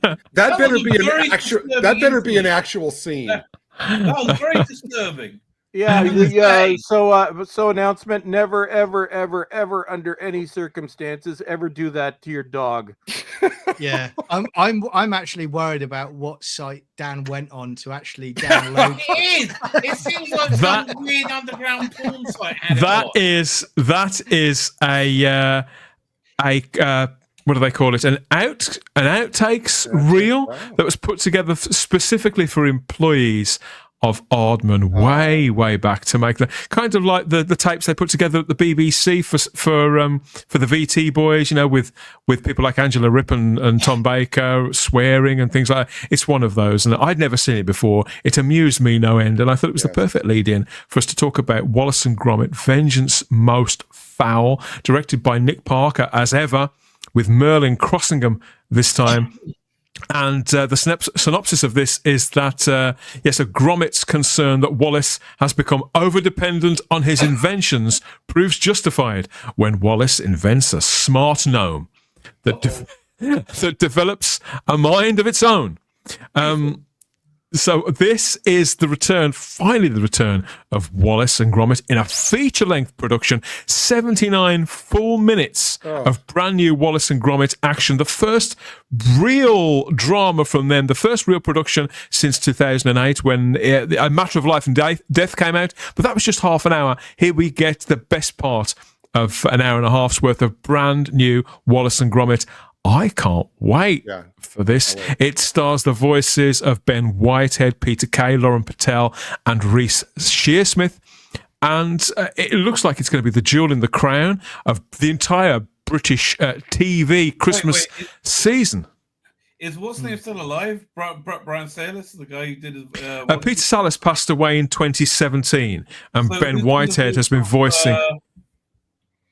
Ben Whitehead has been voicing the character since. So they've done things like video games and commercials and things like that. And it's this new actor has been voicing the character now for seven years. Who is it again? Anybody his name is Ben Whitehead. Right, whatever. I mean, look. The big question is, how was there a surprise breakout of sanity at the BBC? I don't know, like, what happened? Yeah, I can see why you would think that. But what they're not letting on in Britain is that the BBC haven't bloody made this. Netflix commissioned this. Oh, BBC get it on the 25th. We don't get it on Netflix till the... That's right. Well, to be fair, Rabbi, that image there of that gnome, that's what they look like inside the BBC. So that's probably what they based it on. That's nightmare fuel. You may be right. So the film premiered at the American Film Institute on the 27th of October 2024. It's going to come to BBC One and the BBC iPlayer on Christmas Day, the 25th. In the UK and internationally, yes. So we've got where are we? Yeah, internationally. Where is it? Internationally on January the 3rd. There for everybody else. Fabulous post. They're new friends and old enemies. It says with a silhouette that'll strike fear into the hearts of all 90s kids. I think whether you were whenever you were born. British things that we don't know about here. No, you've never seen it? I've seen pictures and little clips, but that's no, you gotta watch. What's the one? I think you'd enjoy them.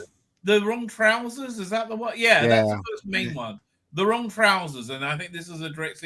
You will love it. Oh, So here they are. This is the 4 original short movies. There's A Grand Day Out, The Wrong Trousers, A Close Shave, and A Matter of Loaf and Death. 30-minute movies, stop motion animation, and they are absolutely glorious. Mainstays of the British TV schedules for 25 years on the BBC.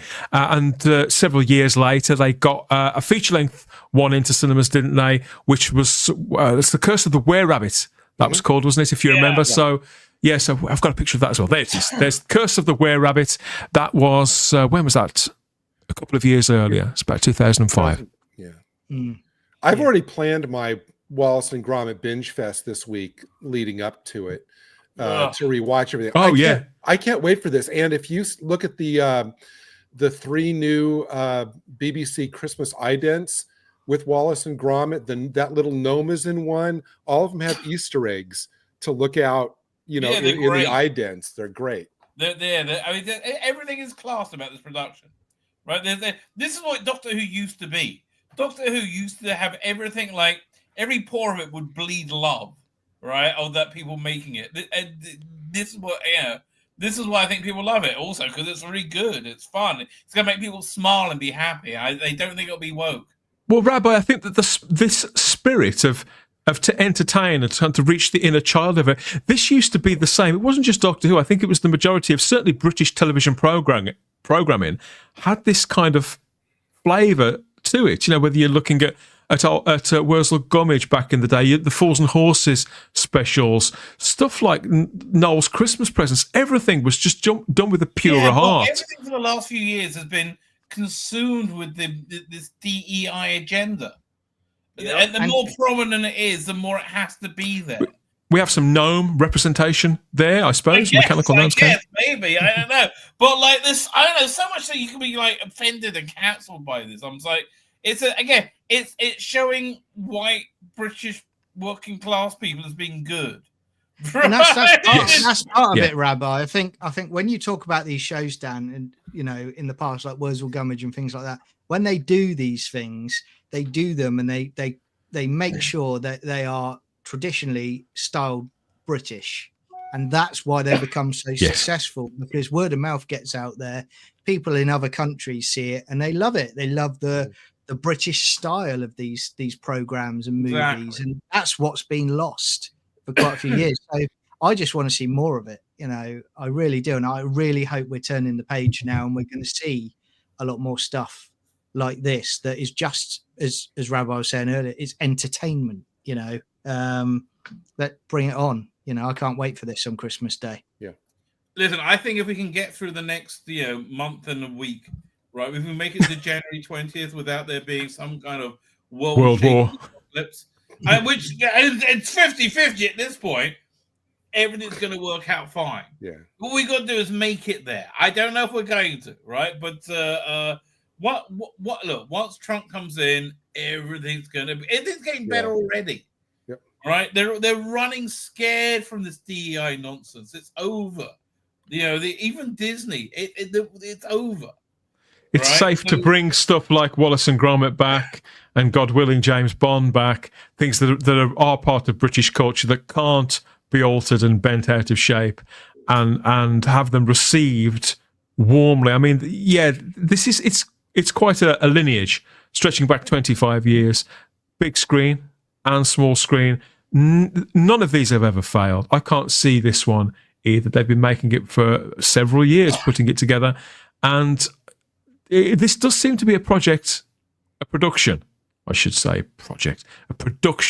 that most people in Britain, when you mention this Christmas to them, when you mention this Christmas to a lot of people in Britain at the moment, they look a little bit dour and fed up, partly because of Starmer. Yeah, I know. Partly because of Starmer, but then they'll say, I'm not really feeling it this Christmas. But then they'll say, but Wallace and Gromit's on. I've had that a dozen times. This is family entertainment as we all want it to be, because I'll give you an example. My dad, God rest his soul, he absolutely adored Wallace and Gromit, and he had all the mugs and collectibles and stuff. He used to have them on his desk at work.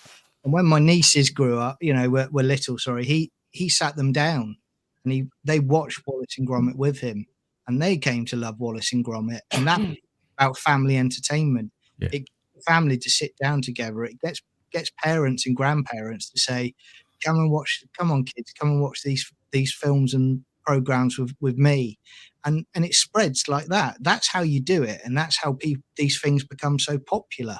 And we just need that back now. We need entertainment that the whole family are proud to sit down together and just watch and enjoy every moment. I honestly think that they missed a beat by not. I know that it's going to debut on Christmas night, which is a Wednesday.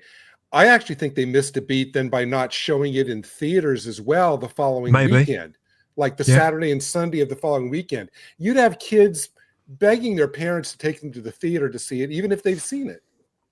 Yeah. Well, kids are different these days, aren't they? Yeah. They're all very different. I mean, again, right, sitting down with the family doesn't really happen well. As far as I know, the people that I know, my brothers and sisters who have kids, they don't really sit down with their parents and do things like that. Ian, I think it's a pity. I think it's a pity that. So do I. Ian, I think it's a pity that the whole world can't get this on Christmas Day. I know.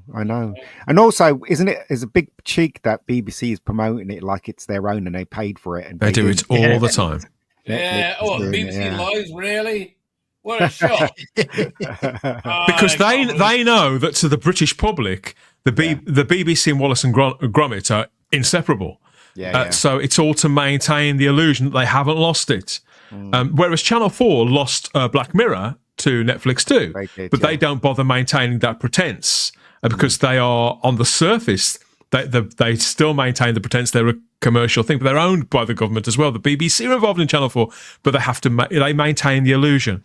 But with this, again, the BBC just trying to game everything all the time.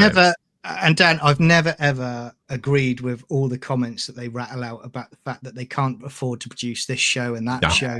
They can. Bullshit. All they have to do is they could cancel and strip a load of the rubbish that's currently on BBC, and they could say, okay, we're going to make less shows and programs, but we're going to make quality shows and programs. That's how you do it. I guess they don't have to worry about money anymore because I'm assuming they're no longer losing the license fee because of No, they will. Yeah, the Labour Party will save it for a few years. I know they will. Yeah, for a few years. Yeah, definitely. Okay, you know who can save the BBC, right? Which is weird for me. You could save the BBC. That's true. Oh, Michael Grade. Michael Grade knew what he was doing in terms of making populist entertainment. He was right to take Doctor Who off the air, right? His criticisms were all 100% correct and on the money. There's a great. Isn't he at Channel 4 now? I don't know what he's doing. He was back at Channel 4 for a while. Well, not sure where he is. He would end this DEI crap in a second. Not doing very well, are they? Channel 4. No, Channel 4's on borrowed time for what I can see. I can't wait until Christmas Day. I'll be with the family on Christmas Day, and I will be watching Wallace and Gromit: Vengeance Most Foul. I do wish everybody was getting it at the same time, but I suspect it'll become a major international hit for Netflix. Yeah. I agree. Also out a couple of days later is the third of these. Now, I've never seen any of these movies. I can't believe they seem to have made three of them in very close succession. This one's out on December the 27th in Britain. Sonic the Hedgehog 3. Again, starring Ben Schwartz, James Marsden and Jim Carrey. Is anybody into these films? Is it just like good standard family fare? I've got the first two, Dan. Yeah. They look... They're great. They're great. What's Both of them are really good. As far as I was concerned, I enjoyed both of them. It's just like the Paddington Jim Carrey's movies. good. Yeah. Jim Carrey's still in this? Yes. And in this one, he plays two parts in this, in this number 3. So I'm probably going to go and see this one as well. I enjoy them. They're a lot of fun. Just put your brain in the foyer and watch it. Yeah, it's really good. Well, I think if Jim Carrey has largely retired because of the degeneracy of Hollywood. Yeah. So if he's still involved in this, then there must be a reason for it. I really like the first one. I just haven't seen the second one. Keanu Reeves does a voice in this as well, doesn't he? I can't remember what character. Yeah, he does one of the characters. I haven't deliberately avoided them Ian. But I just haven't got round to them. I thought, what, the third one? Really? Yeah, it's one of those where, because my kids are that bit older now, I just don't see them. But I am going to make an effort to. In fact, I think I've got the first one on DVD. I think I found that at a car boot. My, Do you know my what, mates, Dan? Do you kids know what? adore it. You know, they love. Yeah, all do you know three of what, them. Dan? Getting to a certain age as a person myself, right? To tell you the truth, right? These movies, they're great. I find them great. You know, I'm watching, kid stuff, more kid stuff now, because I just can't stand the rubbish that was coming up. Yeah. I mean, it's just fun. Paddington movies are fun. This is fun as well. You know, I just want to enjoy myself. Do you know what I mean? And not being preached at. You know, so I recommend. I expect both this and Paddington 3 to do really well. Paddington 3 yet. But I'm going to go and see it. I'm going to see this one, definitely. But yeah. I mean, could they carry on making these Sonic movies indefinitely, or is it feeling like it's being stretched in the way that, say, the Shrek movies were stretched? Kids love them. Yeah. I always think they should stop at 3 in anything they do. They should have stopped at 3 with Indiana Jones and stop at 3 this one, stop at 3 Paddington. Otherwise, if it just keeps going on, you lose the flavour. James Bond's different, though. Yeah, James Bond's different, but I'm just saying, you know, these films, I think they should just stop at 3, you know, but they won't because of money. So anyway, they shouldn't be afraid to reboot, to go with the times. That's what keeps both James Bond and Doctor Who relevant, right? They're all made for the time that they were made in. 1980s Doctor Who, God bless it, is 1980s Doctor Who. It's very 80s. I mean, I suppose you could say the setup, because the setup of those things and Sherlock Holmes, it's as if like the certain pieces that are on the board that are orientated in a particular way. And something like Sonic the Hedgehog, even though I've never played a Sonic game in my life, I know who the protagonists and antagonists are. I know the general setup, and you could theoretically keep going back to. I think that's why the Turtles keeps getting reinvented reasonably successfully. Most of those have been successful, whatever they've tried to do with it, because largely speaking, it's been the same thing. 4 Turtles Underground, you got Shredder with the funny mask on, you got their ratty mate there teaching them kung fu. As long as all that stuff's there, then it's still recognizably the Turtles. And I think you could be seeing that with Sonic as well. You had Megan Fox as April O'Neil, and then all of a sudden it was like a CGI fat, ugly black woman. Yeah. What happened? There are so many different versions of the hedgehogs, the Turtles kicking around. I can't remember which, but I did see that, but I can't remember which project it's in. And didn't Michael Bay do a version?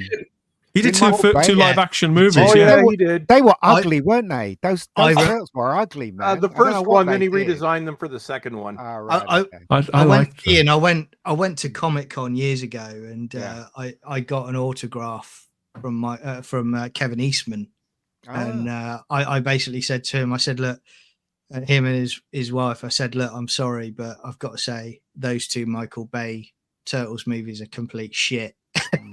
And he said, to be honest with you, mate, I completely agree with you, but you know, I'm not in control of him anymore, but I got a nice pay packet out of it. Yeah, well, yeah. Good for him. Good for him. Yeah. I mean, the Jim Henderson versions were much better. They looked like the cartoons, and the suits weren't too bad either. The first one was terrific, as far as I was concerned. Yeah. Anyway. Yeah. Awesome.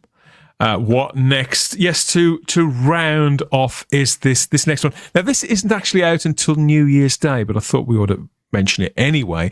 Firstly, because we haven't had anything properly, deliberately scary yet, and you should have a scare at Christmas. And secondly, because I've been interested in the gestation period of this film. I knew it was coming, but I wasn't quite sure when. I didn't expect them to drop it on New Year's Day. It's called Nosferatu. Wow. And it's listed as an American Gothic supernatural horror film. It's written and directed by somebody called Robert Eggers. And it is a remake of the 1922 German movie, which was based... Everybody's talking very well about it. They are. Because obviously this is the story that inspired Bram Stoker's original Dracula novel, wasn't it? So this is all wrapped up inside... No. But this is all but what I'm saying is this is all wrapped up inside another legend inside another legend that's part of literature and cinematic history. That's all it was. The director didn't want to pay for Dracula. No, I'm talking about the original story that had inspired Stoker's book was the same story that in. Well, Robert Eggers, I would say he's in terms of horror close to a genius. If you've seen The Witch or The Lighthouse, I've got The Witch. Those were him. I enjoyed The Northman as well. The Northman was the third one. This is his fourth movie, so just based on this previous work alone, I will see this. Sounds good. It looks very distinctive, very arresting. The premise is that in the 1830s, estate agent Thomas Hutter travels to Transylvania for a fateful meeting with Count Orlok, a prospective client. In his absence, Hutter's new bride Ellen is left under the care of their friends Friedrich and Anna Harding, and that's where it all kicks off. All the stills and trailers and things are full of all sorts of very arresting images, very primal images. It looks full on, uncompromising, imaginative, and next to visionary. I've never seen Robert Eggers' films. I did buy The Witch. I haven't watched it. I haven't had the balls to watch it yet, but this looks great. And I probably will. I don't think I'll go to the cinema, but I will see this. He's not a mainstream director. The Witch, because it is written for the period it takes place in. It's got that old English that's very difficult to understand. And I remember when I saw The Witch, I'm like, this was back in 2016, came out in 2015. And I thought, this is one of the best films I've seen in years. Talking to other people, this is terrible. It's boring. I'm like, you're an idiot. And then there's The Lighthouse, which I don't know if you guys have seen that, but that one is easily one of the best films I've seen. I've not heard of that one. 20 years.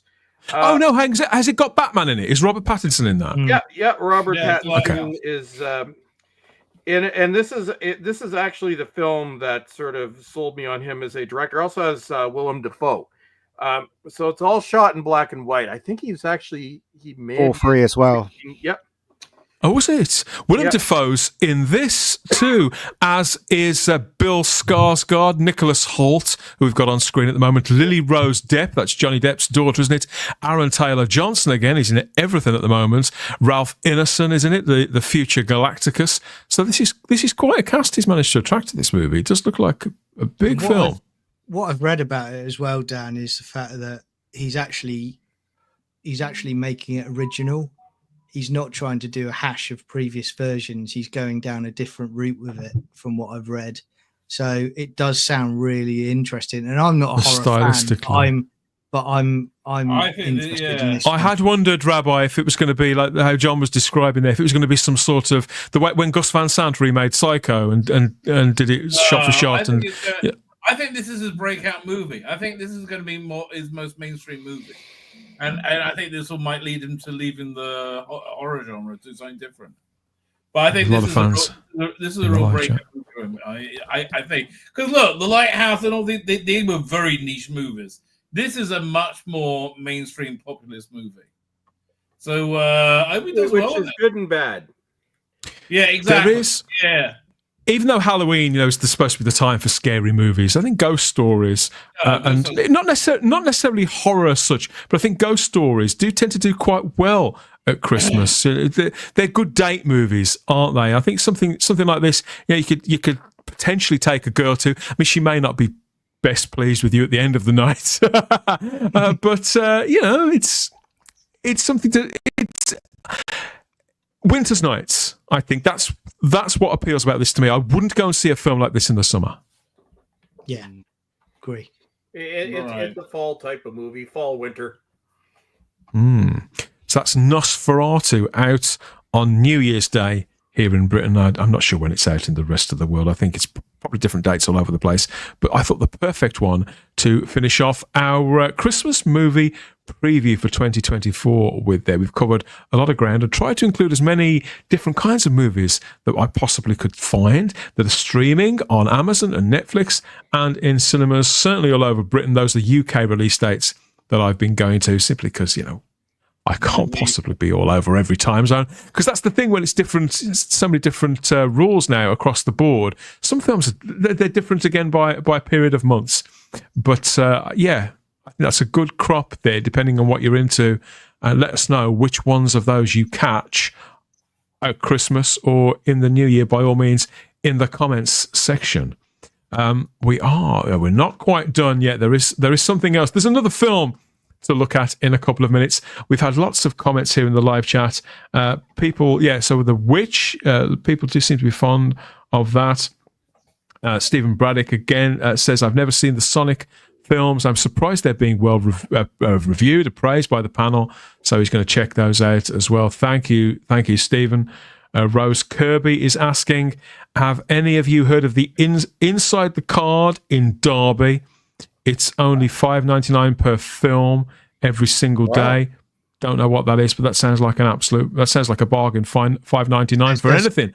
It might cost me quite a bit in fuel though to get to Derby every day to watch a film though. That's the only downside I've got. The popcorn's £40 though. That's the thing, isn't it? So you're paying $5.99 for a ticket, but then you have to buy the popcorn, and if you've got people come with you, and it just goes overboard. That's why people are just doing films on Amazon, aren't they? So there are various schemes up and down the country at various locations, and I know some seem to be more national than others, but yeah, obviously you should find out, research them. I did think about having one of those cards, those weekly cards where it worked out cheaper, but you have to see sort of so many films a month on them, and I'm not sure that I want to, that I will. So maybe I'll look at it again in the new year. Down, right? I mean, that's the real difference. In 2015, we were going to movies all the time. There was great, but they weren't going to be golden. That's true. There's 4 Marvel movies a year. There's other tempo, and they're all good. They're all fun. We're enjoying all of them. We're getting movies like 10, 15 times a year minimum. I'm still mad over the. I'm still mad when I was just reminded of what popcorn costs now. I know. It's crazy. You can't get the big bag anymore. You got like the little bag that's like it's like $20. If I was in charge of a cinema chain, what I would be doing is I'd be going, okay, right, from a sales point of view, yes, we need to sell food, but why don't we start having a stand area where we're selling 4Ks and Blu-rays? Why aren't we selling movie posters and memorabilia like that? Because instead of the food, you've got people coming out who are buzzing, hopefully, from seeing a film. They then see a rack there that's got memorabilia and posters and 4Ks and Blu-rays, and they go, oh, look, let's have a look at that. And you might end up lifting your profits up a little bit, or even just surviving. Well, by that point, they don't have any money left. That's their problem. As great as their like $25 hot dog or their $40 popcorn. If it's 4K Ghostbusters or a hot dog, I'm going 4K Ghostbusters. I'm just putting it out there right now. Hot dogs can go to the side. I have to have my certain things when I go to the theater. I have to have my big gulp pop because that's tradition. I want my popcorn, except not at that price. I used to like. I get my big pop. I get my popcorn and I get my hot dog. So, but if you add that up now, it's like $30 for the ticket, then like $25 for the hot dog, and like it's like very sad. It's still cheaper than Disneyland, Chris. Yeah, I'm at an age now where I can't have a drink when I go to the cinema because I'm not making it to the end of the film. Go nil by mouth for a minimum of 5 hours before. TMI, John. I want to go to a CD 1980s cinema. Like I remember one time I would have put money on that, mate. Yeah, it's like 3 a.m, and you could smoke in there, and there are people smoking weed in there. You go, what movie did I see? I can't remember when I was waiting for a bus once. Hand job during the intermission by some obliging woman. Yeah. Well, you just go to our downtown cinema and get stabbed. What's more seedy than that? No, I think we've got to leave that there because we've got one more item to get to. But yes, let us know what you think of that crop of Christmas kind of films that are coming for 2024. Some of them have already arrived, and let us know what you watch, when and how you watch it, and what you make of it in the comments section. Gizmo, imagine he's your pet. But be careful, Gizmo, and never get him wet. Never, never can make sure to keep him out of the light. And never, never feed him after midnight. Never, never. It's fun to care for Gizmo. He's a lovable pet. I'll take care of you, Gizmo.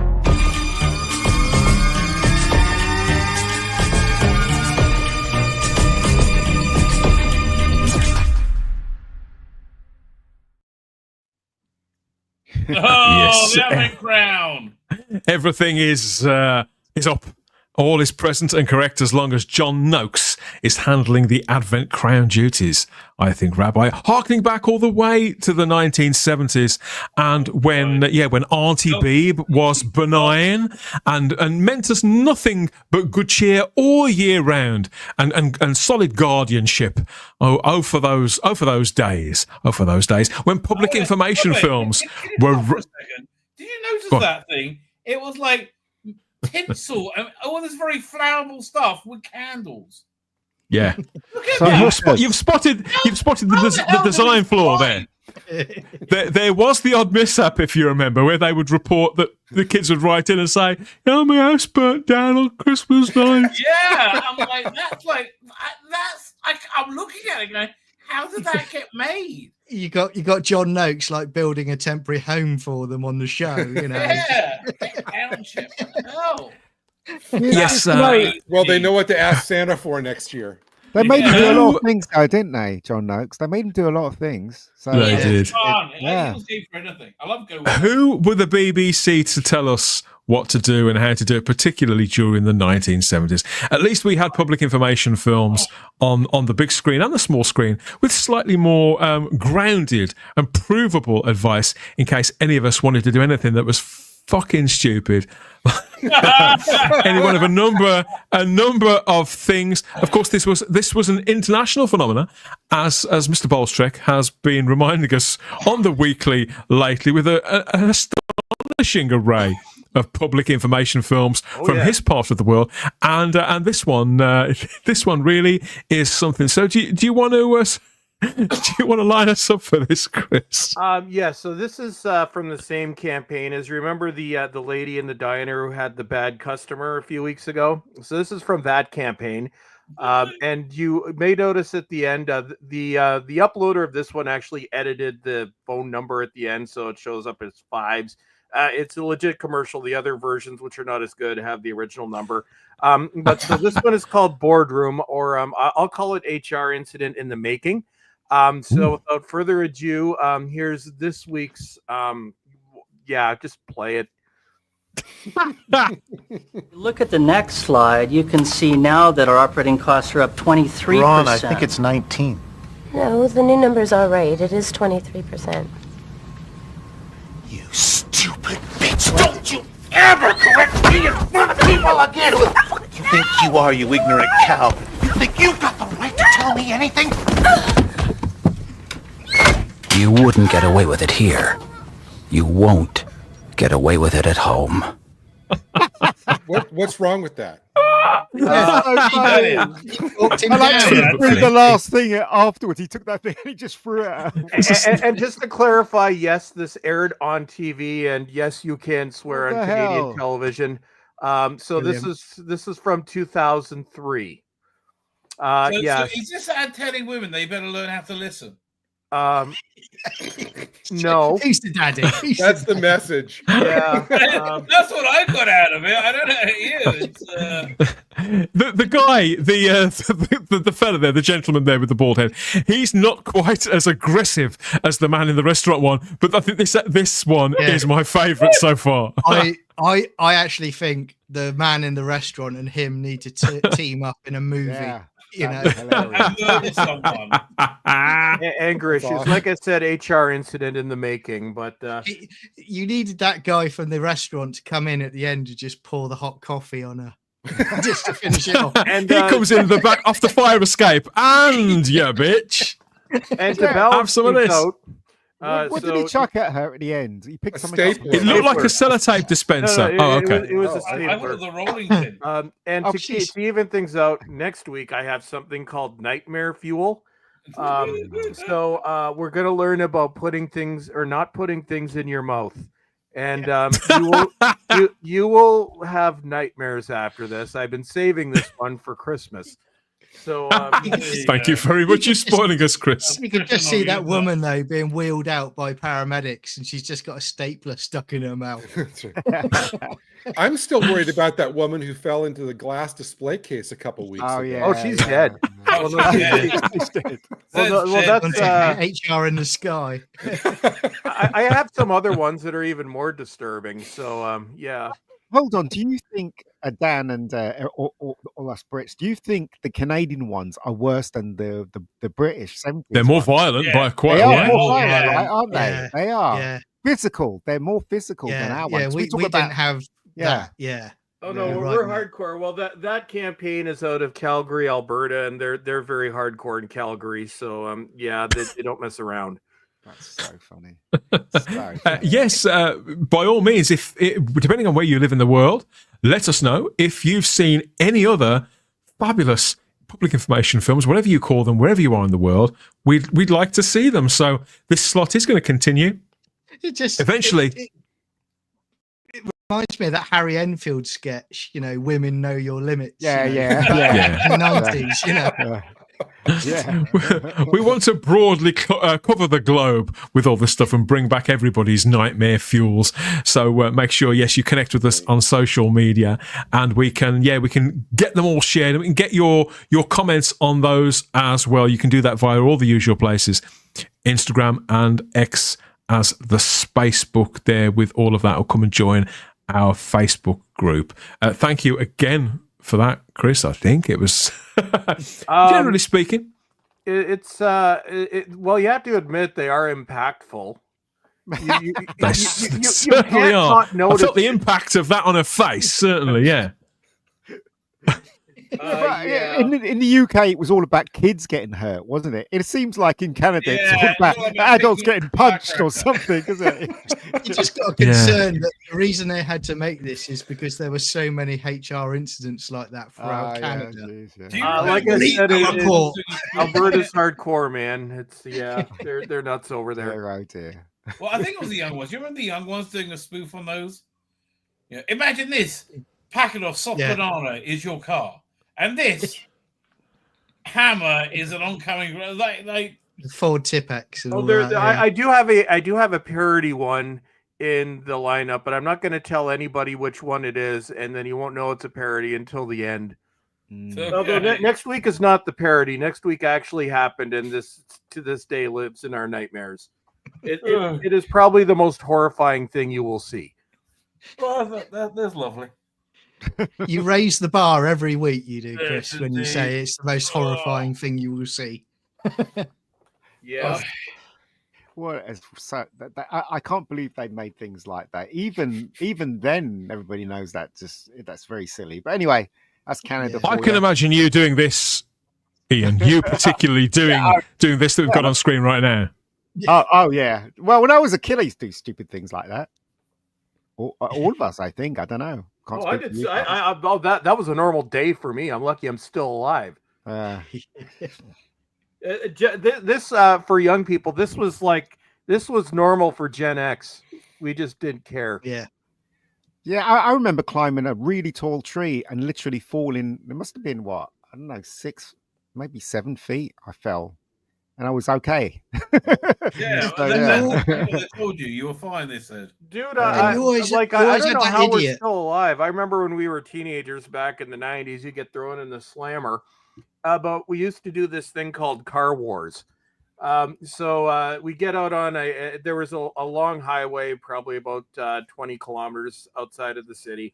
And what we would do is, back then I had my dad's old Pontiac Sunbird, and my other friend had his dad's Honda Accord, and my other friend had his dad's Ford Tempo. So what we would do is go out to this highway at the outskirts of town, floor it, averaging about 160 kilometers an hour. So you think of how safe this is. And we would throw things at each other from the car and whatever we could find. And you get shot for that now. But you look back and you look at the things we used to do. I'm like, that was a normal Saturday. Or we used to do drive-bys where you just go and yell at people or throw Frosties at them. We were terrible. Now we've got our DVDs and Blu-rays to keep us out of trouble. At least.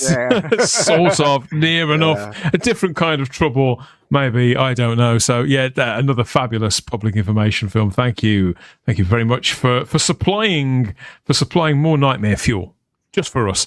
This has been the first of our Christmas programming here at the Spacebook. There's still more to unwrap at times in the future, so make sure you're notified for whatever it is we talked about. We're going to get more wholesome in between the horror and the outright outrageous at points between now and the big day itself. So be sure that you join us when we go live or drop videos and everything else that we get up to here on the show. Ian, last week I wanted to mention this because when we were live streaming last week, directly afterwards you premiered a bit of a Christmas treat as well, didn't you? So it was the trailer to Rebecca Gold 2, a full 2-minute trailer, wasn't it? How did it go for you? It did well. A lot of people watched it, but I was asking for money. I didn't really get a lot of money. I only got 3 people that gave me money out of all that. But it is received really well, and people liked it. The comments are mostly good. So I'm going to finish it next year, and then you guys could watch the whole thing, which would be quite cool. But if anybody else wants to watch it, it's great on the trailer. Rebecca Gold channel. Great trailer. Awesome, Love those eyes. A reminder there, it's the Rebecca Gold channel, isn't it, on YouTube, and all the links are in the description. And there's a Indiegogo? Yeah, no, it's a GoFundMe. GoFundMe. But, yeah, and if you haven't subscribed to the channel, I'd appreciate if you can subscribe as well, and leave a comment if you think it's good. Don't leave a comment if you think it's bad, because that never helps. But leave a comment if you think it's good, and subscribe if you can. It's a fabulous trailer, Ian, and congratulations on that. There does seem to be a buzz around it, and obviously our best wishes for the completion of the project. Hopefully early next year. We can't wait to see how it turns out. Thank you everybody for your company again. Rabbi, I know you're failing fast, mate.Here are you? That's you. Yes. So, so yes, you are obviously you're streaming most days videos when you're not. I'm taking tablets for it, but it's not working. So people can find you on YouTube and Rumble, can't they? Yes, they can. I'm on X. I'm at Lebetkin. On YouTube, at Rabbi from Another Planet, I believe.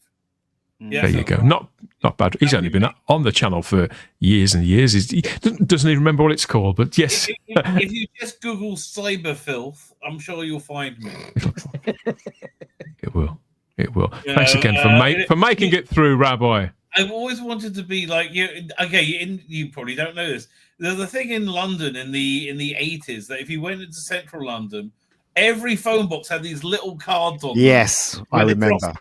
Advertising themselves, right? Advertising their things, and I have to say I enjoyed them, right? I'm making a thing of the past, but I've always wanted to have one of those little cards for me, right, to put up. But you should put up one of these instead. There you go, and die horribly. How do they not burn down the houses of a generation? Well, more by luck than judgment, mate. More by luck than judgment. In those days, they never thought things like that, did they? The ball was so much better.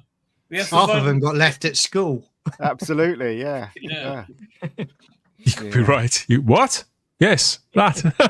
So, yes, thank you again, Rabbi. Always fun. And oi, oi, oi, Merry Christmas and all that. John, thanks for joining us again, mate. Happy to see you there. Lit by electric teal this time. I know, yeah. I'm lighting up the world, and I thought you got a job in a vape shop for a minute.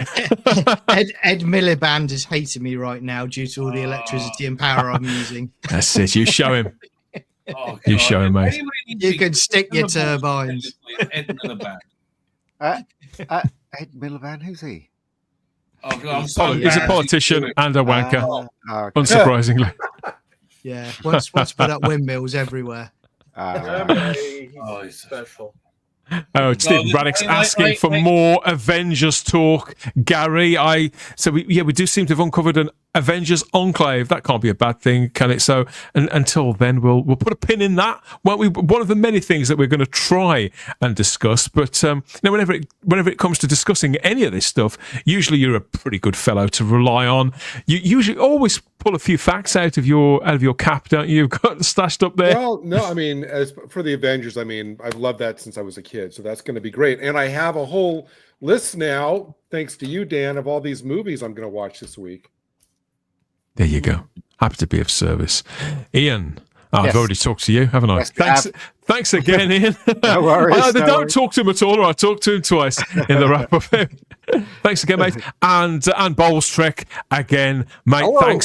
Thanks for educating us there. In case we were ever tempted to speak to a female in that way, I think most of us are past that. But you never know. There might be people out there who are gleaming something new from these public information films. But also, if they want to be taught a thing or two, they can go and find you on YouTube as well, can't they? Yes, if you go look up my name on YouTube, I can proudly say I think there are more hate videos about me than actual videos I've made, and I'm very proud of that fact. Yes, look me up on the YouTubes. My next video will be my my quote review of RTD's Dumpster Fire on Christmas Day. So look forward to that coming out soon. Good luck. Yep. Good luck, everybody. Exactly. It's gonna be fun. We shall look forward to it. So yes, go and follow. You're still on X as well, aren't you? So people can go and indulge in that if they want. So as I always say, if you want to lose faith in humanity, just go to @BowlesTrek. But if you want to learn about fun things and like the normal stuff I do in my horror movies, go to @horror_fan1978, Cultivated Media Incorporated, where that's my happy account, where you learn about all the movies that I'm watching and the adventures of Sky, the world's most adorable black Labrador. That's Wholesome stuff. More wholesome stuff again. And you find me on Instagram and X as the Spacebook, wheezing and groaning, ranting and raving about all things geeky in movies, TV, comic books, and pop culture. Come and connect there and join us. Join the mission to uncover all of out there entertainment bit by bit here at the Spacebook Live. But that does wrap it up for another one. I'm going to go and decide which of these things I'm going to watch first, everybody. Thank you for all of the comments too. We'll see you for more, hopefully, in the comment section. But that's where we close out another one. We'll see you next time, next weekend. Okay. What shall it be? Yeah. There's some porn there, Rabbi. Speak to you all again soon. Bye-bye. Yeah.